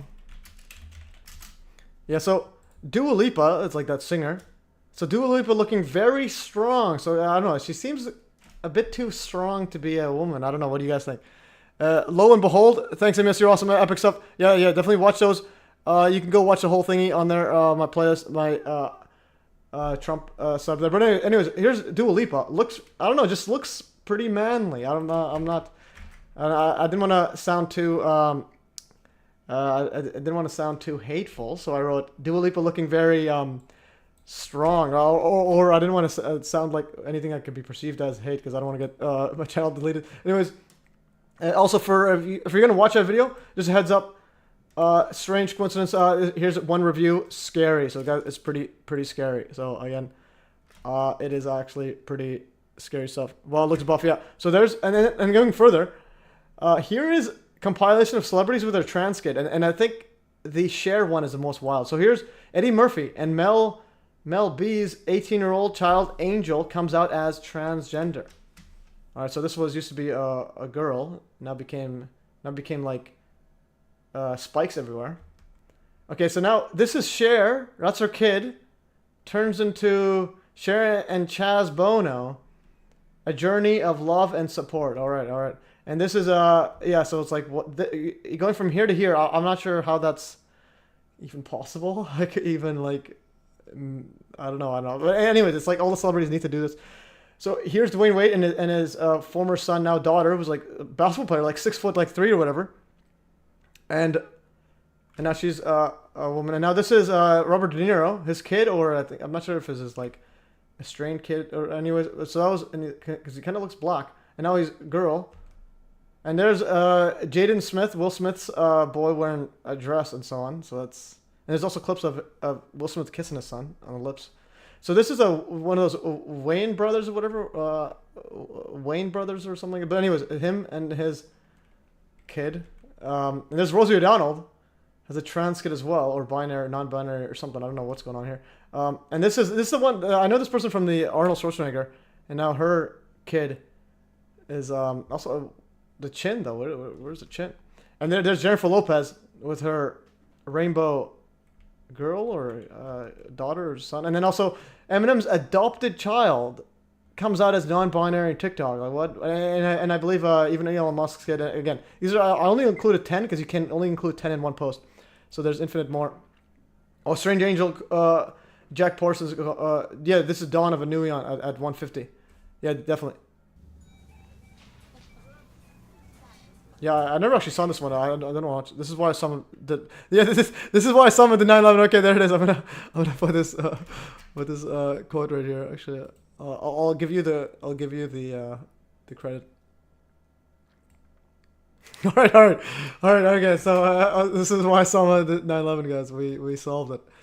I'm gonna go right here. All right, let's go. This is why I summoned the 911, guys. We solved it. For British intelligence. Oh, and he also did work for British intelligence. Yes. And no. This is the dawn of a new eon. None of us can stand on the sidelines, especially those of us with the power to bend the world to our will. So. Here you go. Yep. Yeah, dawn of the new Aeon, guys, and again, that's the whole thing. The whole thing is like, basically mind control, controlling the reality of their mind. What exactly are you doing here? I come with a warning. My German contacts have informed me that the aeronautics industry in Los Angeles has been deeply compromised. Okay, anyways, epic stuff. It is next level. Yeah, that's what PSYOPs are for. It's to control minds and behavior. Okay, so okay, yeah. So I'm gonna see what else. I'm gonna close some stuff. I'm gonna close. So I think we've covered a whole lot of stuff. We went over the trans stuff, and then there is some. And now we're gonna go into I think another realm with all this, and that is the Project Bluebeam. All right, we're going Project Bluebeam, guys. So if you guys lasted this long in the stream. We got 29 minutes. We're gonna go into Project Bluebeam. It is just wild. Okay. And this is all ties into it. So first, Iran predictive programming. What was in this? This one. I made a bunch of posts on this. Yeah. So the Iran predictive programming. That's pretty straightforward. This was the Matt TV skit. I made a whole live stream, like multiple hours on it. They call it exploring your sexuality. Yeah, that's what they call it. They call it breaking down like ego. Breaking down like your own self of control of mind into other stuff. Anyways, so we went over the Iran stuff, and now we're going to the last part of the stream. It's going to be on technology, anything related to space and so on. Left wing pushing, media pushing Trump script big time, and Oh yeah, you went over that. Went over the sacks. Okay, so we're gonna go right here. We're gonna go the last 30 minutes. It's on gonna be Space Force and UFO stuff. So it's gonna be wild. Okay, so Space Force. I'm gonna open here. I'm gonna go right here. So what did I open up here? Okay, so this is the THAAD. I think this is when their missile, Israel's missile defense one, interception of an Iranian ballistic missile beyond Earth's atmosphere. So how high are they apparently stopping? So apparently they stopped the missile beyond their atmosphere. Apparently. So that's apparently what's happening. So imagine seeing stuff like that. Cause it's gonna happen, I think, globally, not just Israel. This isn't just gonna stick to this stuff here. Okay, and then I'm gonna ask Rock right here. This is a cool thing you could ask her right away. So it's showing the Terminal High Altitude Area Defense THAAD system intercepting an Iranian ballistic missile outside Earth's atmosphere. Technically advanced defense mechanism developed by the U.S. and deployed in Israel. So U.S. is the one developed that, highlighting the escalation of conflict between Israel and Iran. This interception occurred amidst a series of retaliatory strikes. All right, and notice how the whole of the script is being set up. They're making, even though like they're saying bomb Iran, but the thing is, they're making Iran seem like it's all self-defense. In other words, now they're blaming Israel. So again, my view is that Israel gets, in the final war, that gets destroyed, and then they're gonna try to build a Baha'i type United Nations religion, world religion, combining everything together, and so on. All right. Anyway, so that's Space Force, and I also included this board right here. So Space Force equals wars in space equals Iron Dome equals Golden Dome. It explodes like a shotgun or what? Well, it explodes in space, and then you'll see it differently how on Earth. That is just apparently. I really don't know. Okay. Okay. I think I had. Okay. Yeah. So Trump has said many times you'll build an Iron Dome. Okay. I'm gonna play this video. I'm gonna start sitting down. So Trump has said many times he will build an Iron Dome over America, just like Israel. But he also calls it the Golden Dome later. He also mentions the 1980s Star Wars program, aka the Strategic Defense Initiative. And I will build an Iron Dome over our country, a state-of-the-art missile defense shield made in the USA. We do it for other countries. We help other countries. We don't do it for ourselves. We need it too. You know, Reagan proposed that many years ago, Star Wars. He proposed it many, many years ago, but at that time there was no technology. It was just like it looked good. But we have unbelievable technology. We shoot them down. I've seen so many things. I've seen shots that you wouldn't even believe. Missile launched. They go, missile launched, and you hear a bell go. I mean, I see this. It's so incredible. And these guys, these geniuses, they go, these are not muscle guys here. They're muscle guys up here, right? And they calmly walk to a seat. Ding, ding, ding, ding, ding, ding. They've only got 17 seconds to figure this whole thing out, right? Boom. Okay. Missile launch. Pshing, boom. It's the most and we don't have it here. But we help other countries in having it. No, we're going to have the greatest Iron Dome. Let's call it Iron Dome. Anywhere in the world. And it's going to be manufactured, a lot of it, right here in New Hampshire, actually. Come to think of it. All right, let's go. Yeah, so, all right, so, yeah, so basically you got the Space Force, Golden Iron Shield. He's saying the Iron Shield we developed for other countries, in other words, for Israel, but not for here. So in other words, and everyone's going to be cheering on, yeah, bring it here. But notice that, so they build it for Israel, and then Israel gets airstrikes. So when they build stuff like that, it needs to be tested. So in other words, you're going to have actual strikes there going through. So in other words, after it's installed, you're going to be seeing war escalate to a point where you look outside, like in like Canada, and you'll see some freaking missile coming out from Russia or from North Korea or Iran, etc. And also he says the way he speaks, it's like it goes like boom, pow, and they got brains and they got muscles in their brains. I'm like, oh yeah, let's go. All right, so that is Trump talking about that, and then next one I have here. Okay, so this is epic. So also here, so Trump signed an executive order on January 27, 2025. So this year, for the construction of the Golden Dome, similar to Israel's Iron Shield, to be built around the U.S. and hence Canada, because it goes over to the. I think it goes over. This was, did it say continental United States? Yeah, no. I mean, it goes over. I think it goes, yeah. Basically, if it goes over U.S., let's go over to Alaska. So in other words, go over to Canada as well. So Trump signed an executive order on January 27th, 2025 for the construction of the Golden Dome, similar to Israel's Iron Shield, to be built around the U.S. and includes space weapons in a global constellation of satellites with sensors and interceptors.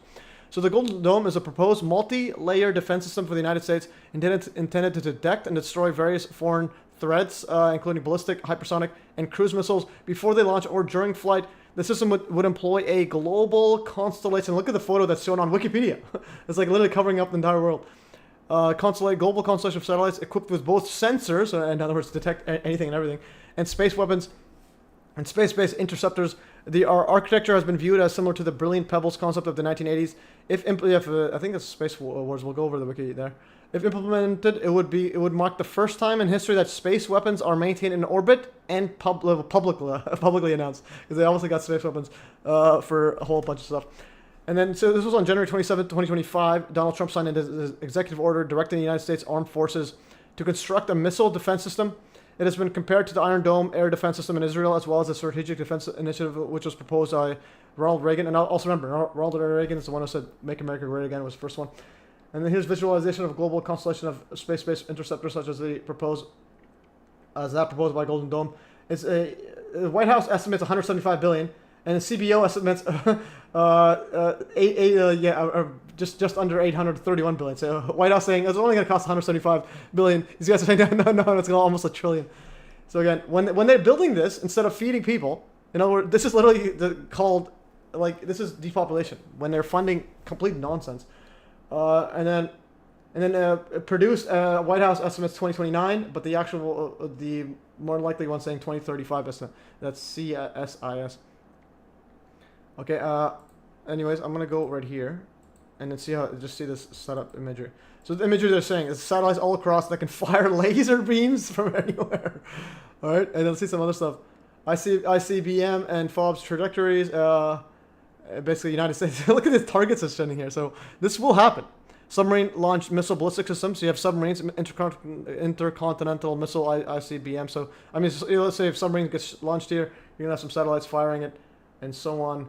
This is actually an epic document right here. How do I go zoom in?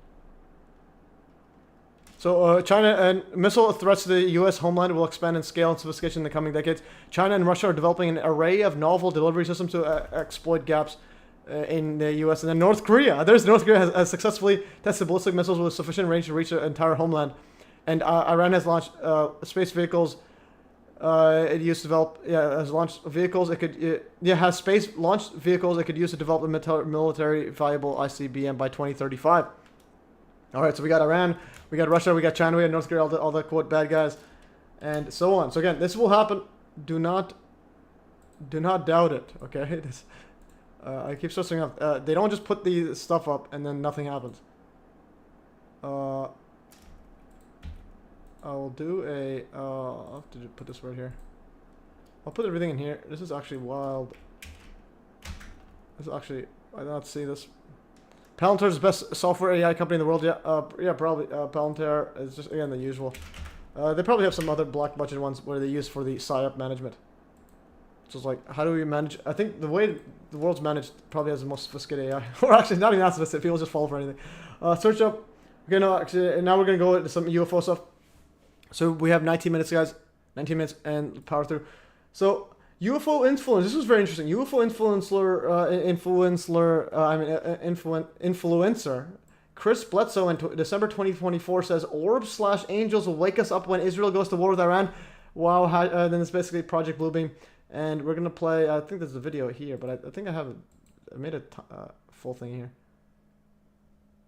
Actually, yeah, we have that here, but this is a very interesting, again, the guy's obviously a CIA agent, but nonetheless, he's dropping bombs on some of the script.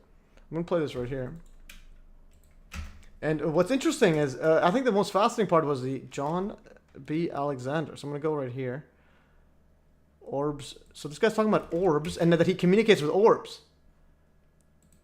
Okay, so this guy right here, we're going to play the videos and then look at his book. So he wrote this book, UFO of God, Extraordinary Story of Chris Bledsoe. And also I want to do some gematria with my gematria calculator.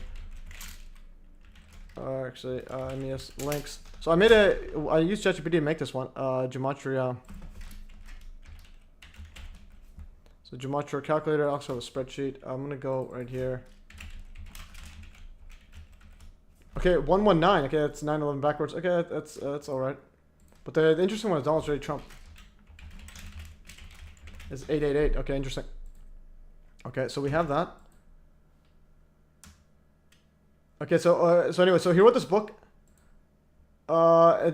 This is powerful and compelling. Jim Sivian, former CIA senior intelligence officer. All right, so his review is above his title, and it's from the CIA. All right, so if you need any more evidence of this, it's at the CIA. All right, soon to be a motion picture film. It's gonna be a movie as well. A spiritual journey of missing time, clouds of fire, healing and transformation. Chris Bledsoe. Okay, so we got CIA, literally CIA. Why is it above the title? Like, how obvious do you have to be? But anyways, you'll understand why. But nonetheless, he's telling he's dropping some bombs about Project Bluebeam. Before daylight. She's, I've seen her more than one time. And, yes. I didn't hear from her except at Easter of 2013. She came back. Okay, yeah, Regulus. It is a constant star. It's the star of Leo, the lion heart. Yep. And notice there's a lion right there, rising lion. That's what Israel calls the operation to bomb Iran. We'll get to that in a bit. Just keep in mind that constellation lion. And when she told me when that star aligns on the horizon before daylight. So I think she is talking about some alien that's talking to him, apparently. Aligns on the horizon before daylight. In the gaze of the Sphinx, there would be a shift in the knowledge of humanity, a new knowledge, and that's what she told me. But there would be trouble along the way first, and they gave me the images of war. I even wrote that I saw Israel bomb Iran and Syria, and we're looking at it right now. I put that in writing for years. I'm not talking today. I did it. I've said this for a long time. And it's coming. It's happening. Let's hope it don't, but it's looking that way. At what point did you start getting visited by people in government and people in NASA or CIA? 2008. So right after? Yeah, well, I didn't report the incident until October. So it happened in January of 2007. I come home telling this, and my wife was so afraid. All right, yeah, so apparently getting visited by the government, he had visions or something at 27, it's talking about Iran, Israel bombing Iran, and then it's going to basically start World War III, and then the UFO aliens will come in when that, when the star constellation... A shift in the knowledge. Like, reaches this, when the sun, I think, reaches the Sphinx eye or whatever, yeah, this lion's eye. And that's when humanity's shift will change, and then the UFO orbs will change everything. But anyways, before I get to the next video to illustrate more about this guy, the first time I heard about it was literally yesterday. So this guy right here is very familiar. Visited. This guy, I just realized now, because I was wondering why he's so familiar. He's the guy that says Ashton Forbes, let's see, Ashton Forbes, PhD. So that guy's the guy that literally called that Ashton Forbes right here. Oh, right here. If somebody was going to fake an event, they would fake it as an explosion. Because there's no stock footage. So as a statement of fact, those do not match. Dude, it is exact. Yeah, so that's the exact guy. Yeah, that's the guy that says exact to him. Dude, it is exact. So that's the guy in the UFO one. Okay, I didn't realize that. Danny Jones. Okay, interesting. Yeah, because you guys realize I kind of like forced myself to be closed off on everything, except what I'm doing. And just because there's a whole bunch of nonsense everywhere. So anyways, let's play the next video of this guy. World War III, full-blown with Iran and Israel. But they told me it didn't have to happen, that if we wake up, that we can change this, and it didn't have to come to that. We had a choice of going up or going down into destruction. And that's basically what they showed me. Did they tell you when it was going to happen? They told me when you see Israel and Iran beginning to exchange weapons, I could see them plainly, leaving Israel, going into Iran and into Syria. I wrote this. That's in UFO of God. Yeah, long before they ever started firing weapons at Syria in 2012. I put all this in writing that they will be shooting missiles into Syria and Iran. And at that point is when the phenomenon was going to come into our existence and reveal itself to the people. And when the people accept that, people become more powerful when you experience this psychically and in other ways as well. And I think the powers that be knows that. All right. So anyways, he says 2012 before that, but this book title, I'm not sure when it was, but so I have the book. But again, the connections get really interesting. This book is paperback 2023, but when is the actual author? Publication date, UFO of God, Bledsoe. I'm gonna ask the true story of it. What about the real story? Okay, F Israel, F Iran. Well, again, it's all the same nonsense. Yeah, Iranian missiles rained down from the sky in Israel 2 hours ago. Literally 2 hours ago when the stream started. So we have more stuff here.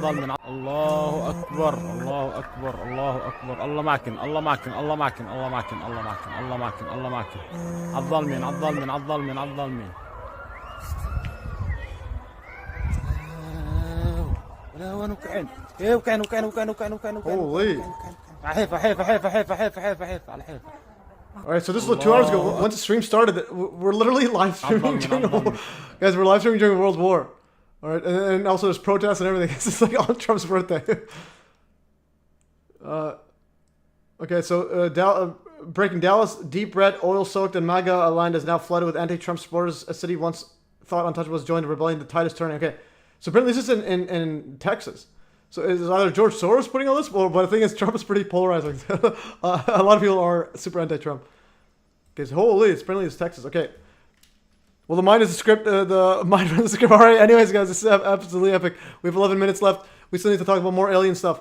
I mean, they did not do 9/11. Maybe a few rocks. What do you mean? Who's they?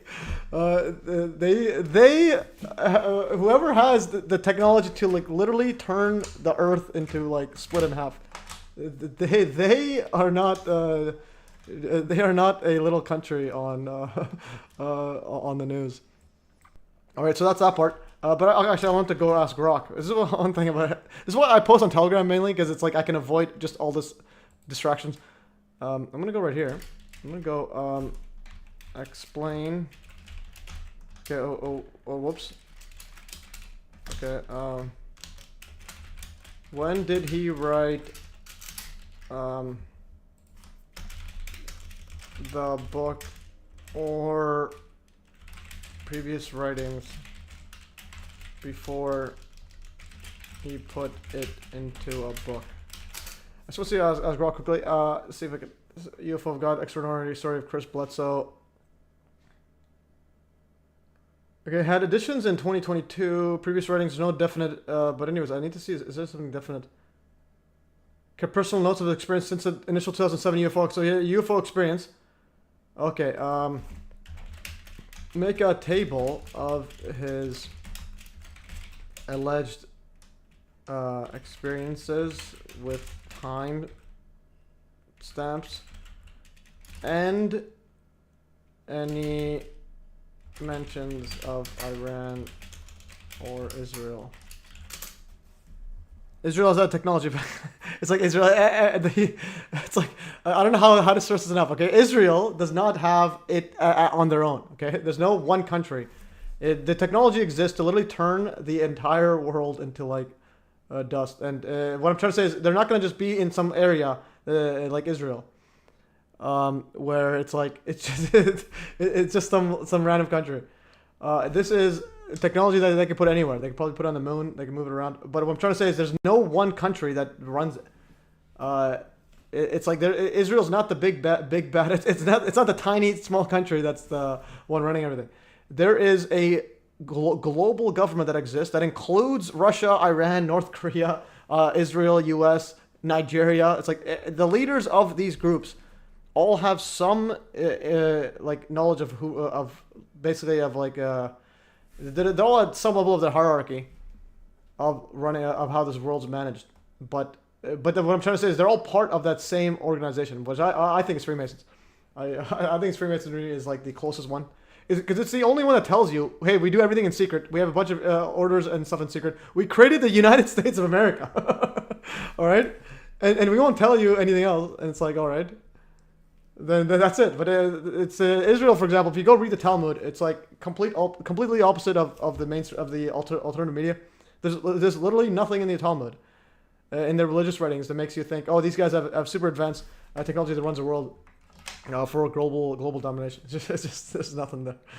Anyways, and again, when you say Israel, it's like they still get vaxxed and everybody hates them and so on, and they fight wars like everybody else, and their people don't have the technology. So it's like saying Israel has the technology, except no average Israeli has anything remotely like this. They all still work 9 to 5, and they all just are slaves as everybody else. Anyways, I'm gonna read this further. We have 7 minutes left.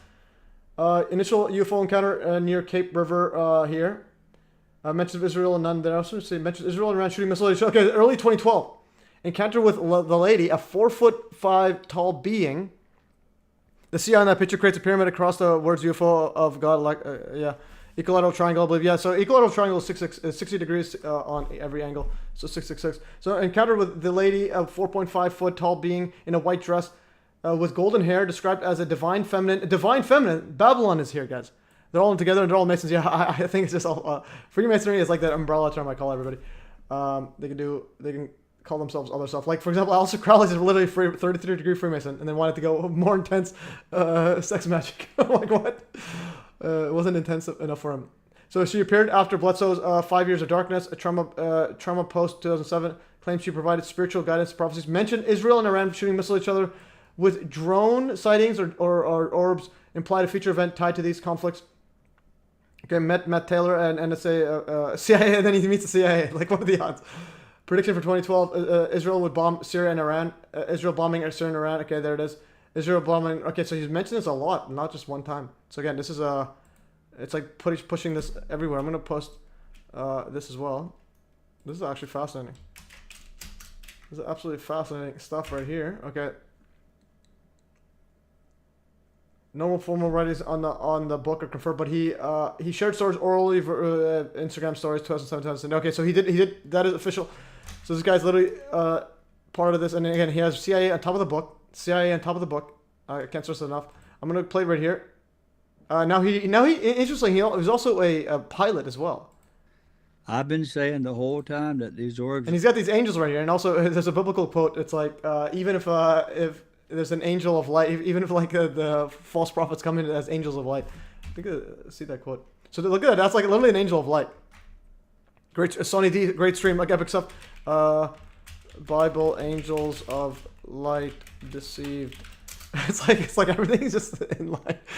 What quote is this one? Corinthians 2:11-14, and mentions Satan masquerades as an angel of light. Okay, and this guy's talking to like 4'5". Like angelic, like 4'5", white little aliens. Okay, I'm gonna go ESV one. ESV. Why is it just Corinthians? Let's say. Yeah. So, and no wonder for even Satan disguises himself as an angel of light. So it is no surprise if his servants also disguise themselves as servants of righteousness. Their ends will correspond to their deeds. That's a big one, guys.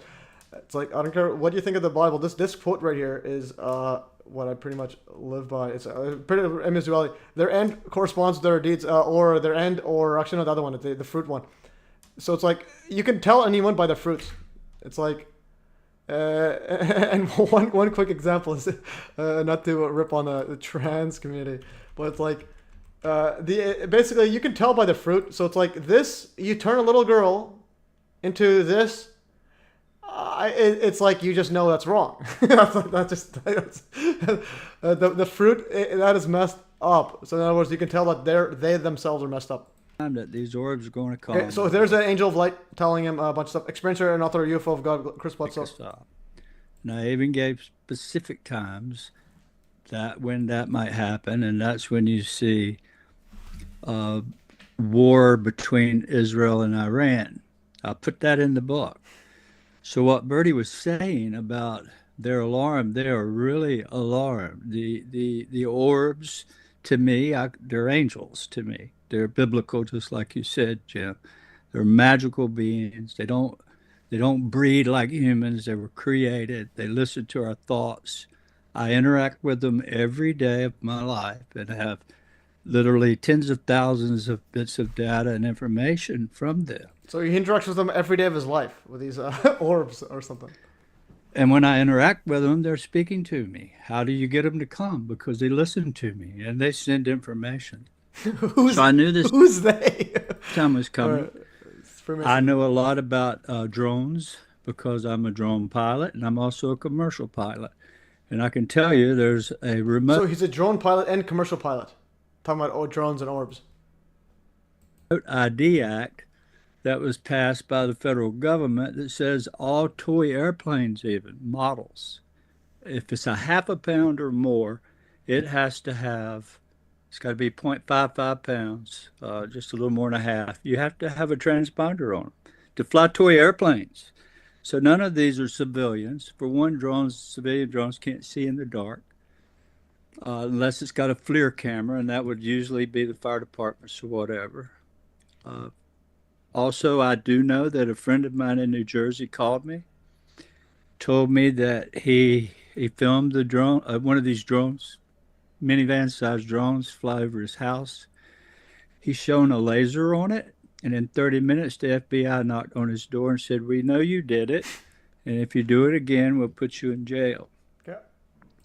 I'll just play the whole thing. It's pretty interesting. Yesterday, I was called by someone in Chapel Hill, North Carolina, that there was one of those same drones running a grid over Chapel Hill with a Black Hawk helicopter right behind it with its lights out. So yeah, the military, whatever they're doing, the drones, the orbs are coming on high alert.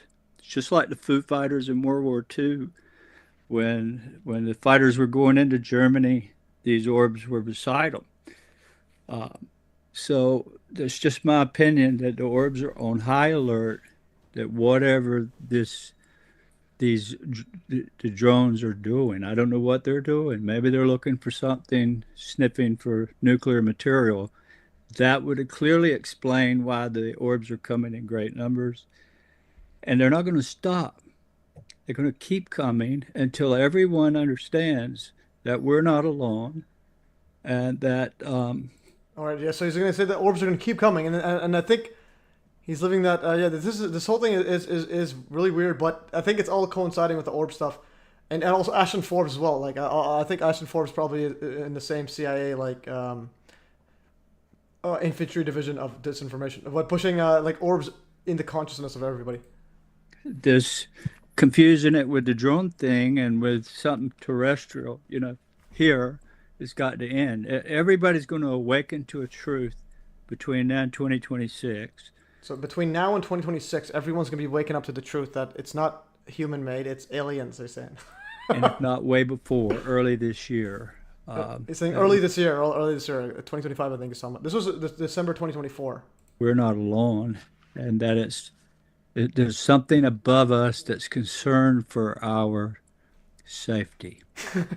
And it's the same thing with all these people that report seeing these orbs to me, and I have thousands that report to me that never send a MUFON or anywhere. They just reach out to me because they're fans.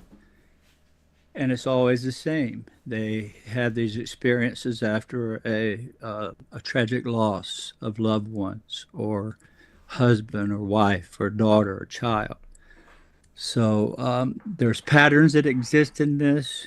The drones are muddying the water, but they will not prevail. The orbs are going to come and awaken this country, this world, and it's happening worldwide. And okay, so you're saying the drones are muddying the water. So the drones are the humans, and then the orbs are the man. If you read this book, UFO of God. So he says he's reading a script, looks down to the right. Interesting. But he's probably been saying this forever. So it's like Ashton Forbes can say the same thing blindfolded. You'll see exactly that I predicted this years ago, and have been doing it every chance I get, every podcast that I do, to say it's fixing to happen, it's coming, and I know it because they're telling me this, and I can film it, and I can share it with other people, 200 at a time. See it when I ask, here it comes, and that's because it's listening to what I'm saying, and it knows our thoughts. So I'm kind of worried about this, what the military's doing, why they're running grids all over the country and worldwide. It doesn't make sense unless they're trying to desensitize the fact that this non-human intelligence is coming into our world, and they're afraid of panic. So if it's not some nuclear material involved, but I believe though they're coming because they're alarmed, like Bertie. So I don't know, we're speculating, all of us, but I was correct. That is happening, and it's going to happen before 2026. And everybody's going to know it. There's no getting around what's coming. And I'm not worried about the orbs at all. I'm worried about the drones and people, not the heavens. So there's so much more I could talk about, but I would just be speculating. Yeah. So he's looking at the bottom. So he was looking at something there, reading maybe. But I do know it's coming, and it's coming. Or he's checking his phone or whatnot. Into our lifetime, and when we're all dead and gone, our children will live a new awakening, a new knowledge, and that's what the book tells you about, this new knowledge that's coming. So, thank you for having me, Jim. I wished I could add more here, but without speculating to death, I just can only tell you. Okay, Jim Garrison, President, Ubiquity University Director, NPI. DC, what in the world's going on? Okay, this is wild stuff. And also, before, last thing I wanted to show was, I include it in here. So, about the orbs. So, here's about the MH370, interesting timings. Before this, like, MH370 all got viral, this post right here in 2021 was on Reddit. And it was like fascinating about orbs. So there's orbs. This is before. This is called Project Blue Book. There's a bunch of orbs around planes and so on. This is before Ashton Forbes went full time on this stuff. Pilots, stay sharp. There's a bunch of orbs right here. Yeah, so they got orbs right here. So the presence of shiny ones, ball of light, UAP, UFOs are active, benevolent, and malevolent interdimensional entities watching, reflecting progression of mankind since the beginning of time. All right, so this guy sent in a Stormcube, Menorah Man 100, goes absolutely wild. November 1944. And he shows a bunch of these orbs sightings, and then the recent ones, alleged ones, and then he's saying that there's actually entities, and he's saying they're actually fallen angels or something. Anyways, so we got these orbs are actually fallen angels, and so on. Anyways, but what's interesting is he goes through a whole bunch of historical references to orbs being spotted in like centuries ago. Is that a Joe Lancaster movie? Maybe. I could ask him. So we got this, and so on, plasma orbs. We got ball lightning. And I think a lot of this is mixing in like advanced tech, cold fusion with UFO stuff. So now they're putting it in here. I mean with aliens, but it's actually just like UFO technology, human made, or whatever entities these are. Again, there's orbs related to crop circles. Some actually being footage that have been seen that I think some of them is real orb stuff. But again, and also goes through a whole bunch of historical ones. Brilliant sphere being seen. This is 1200. 53, you can see right here a fleet of luminous stars being shown, and so on. Valencia in this is the 11th century. You literally you go 1,000 years back, talking about this person saw it, a historian saw it, a very overcity, a very large star, and divided into 3 parts and fell, and so on. A whole bunch of stuff. There's a sketch of Constantinople, seeing a bunch of these stuff. 3 objects came bright in fashion, met at some point. So again, a lot of people seeing these, and then you also have the biblical one. This is the wheel in Ezekiel's wheel. He saw a wheel within a wheel within a wheel. So he saw a gyroscope. All right, and see a bunch of heavenly bodies and so on. So again, I think this has been a lot of this has been projected onto us. Predictive programming. the climax of whatever this reality currently is, or at least a chapter. Anyways, guys, that's all for today, guys. Thanks for watching, and hopefully you enjoy this epic stream. All right. Okay. Thanks for watching. Have a great weekend. Anyways, that's enough for today, and that's 3 hours. Our timer's up. We're good to go, guys. Hopefully you guys enjoyed, and so on. And on Rumble right here, yeah, epic stuff. And let's see who the top fan is. The top fan goes to Restless Native, and then this guy here, 911, Brzezinski's birthday, I think, Rodeo Matrix 3rd. You got the top 3, Tammy's 4th, Timmy Sullivan 5th, Angel White 6th. Okay, let's go. Yeah, there's a top 10. And you get XP apparently. I don't know what YouTube is, but it's probably going to be crypto related. Anyway, guys, have a good one, and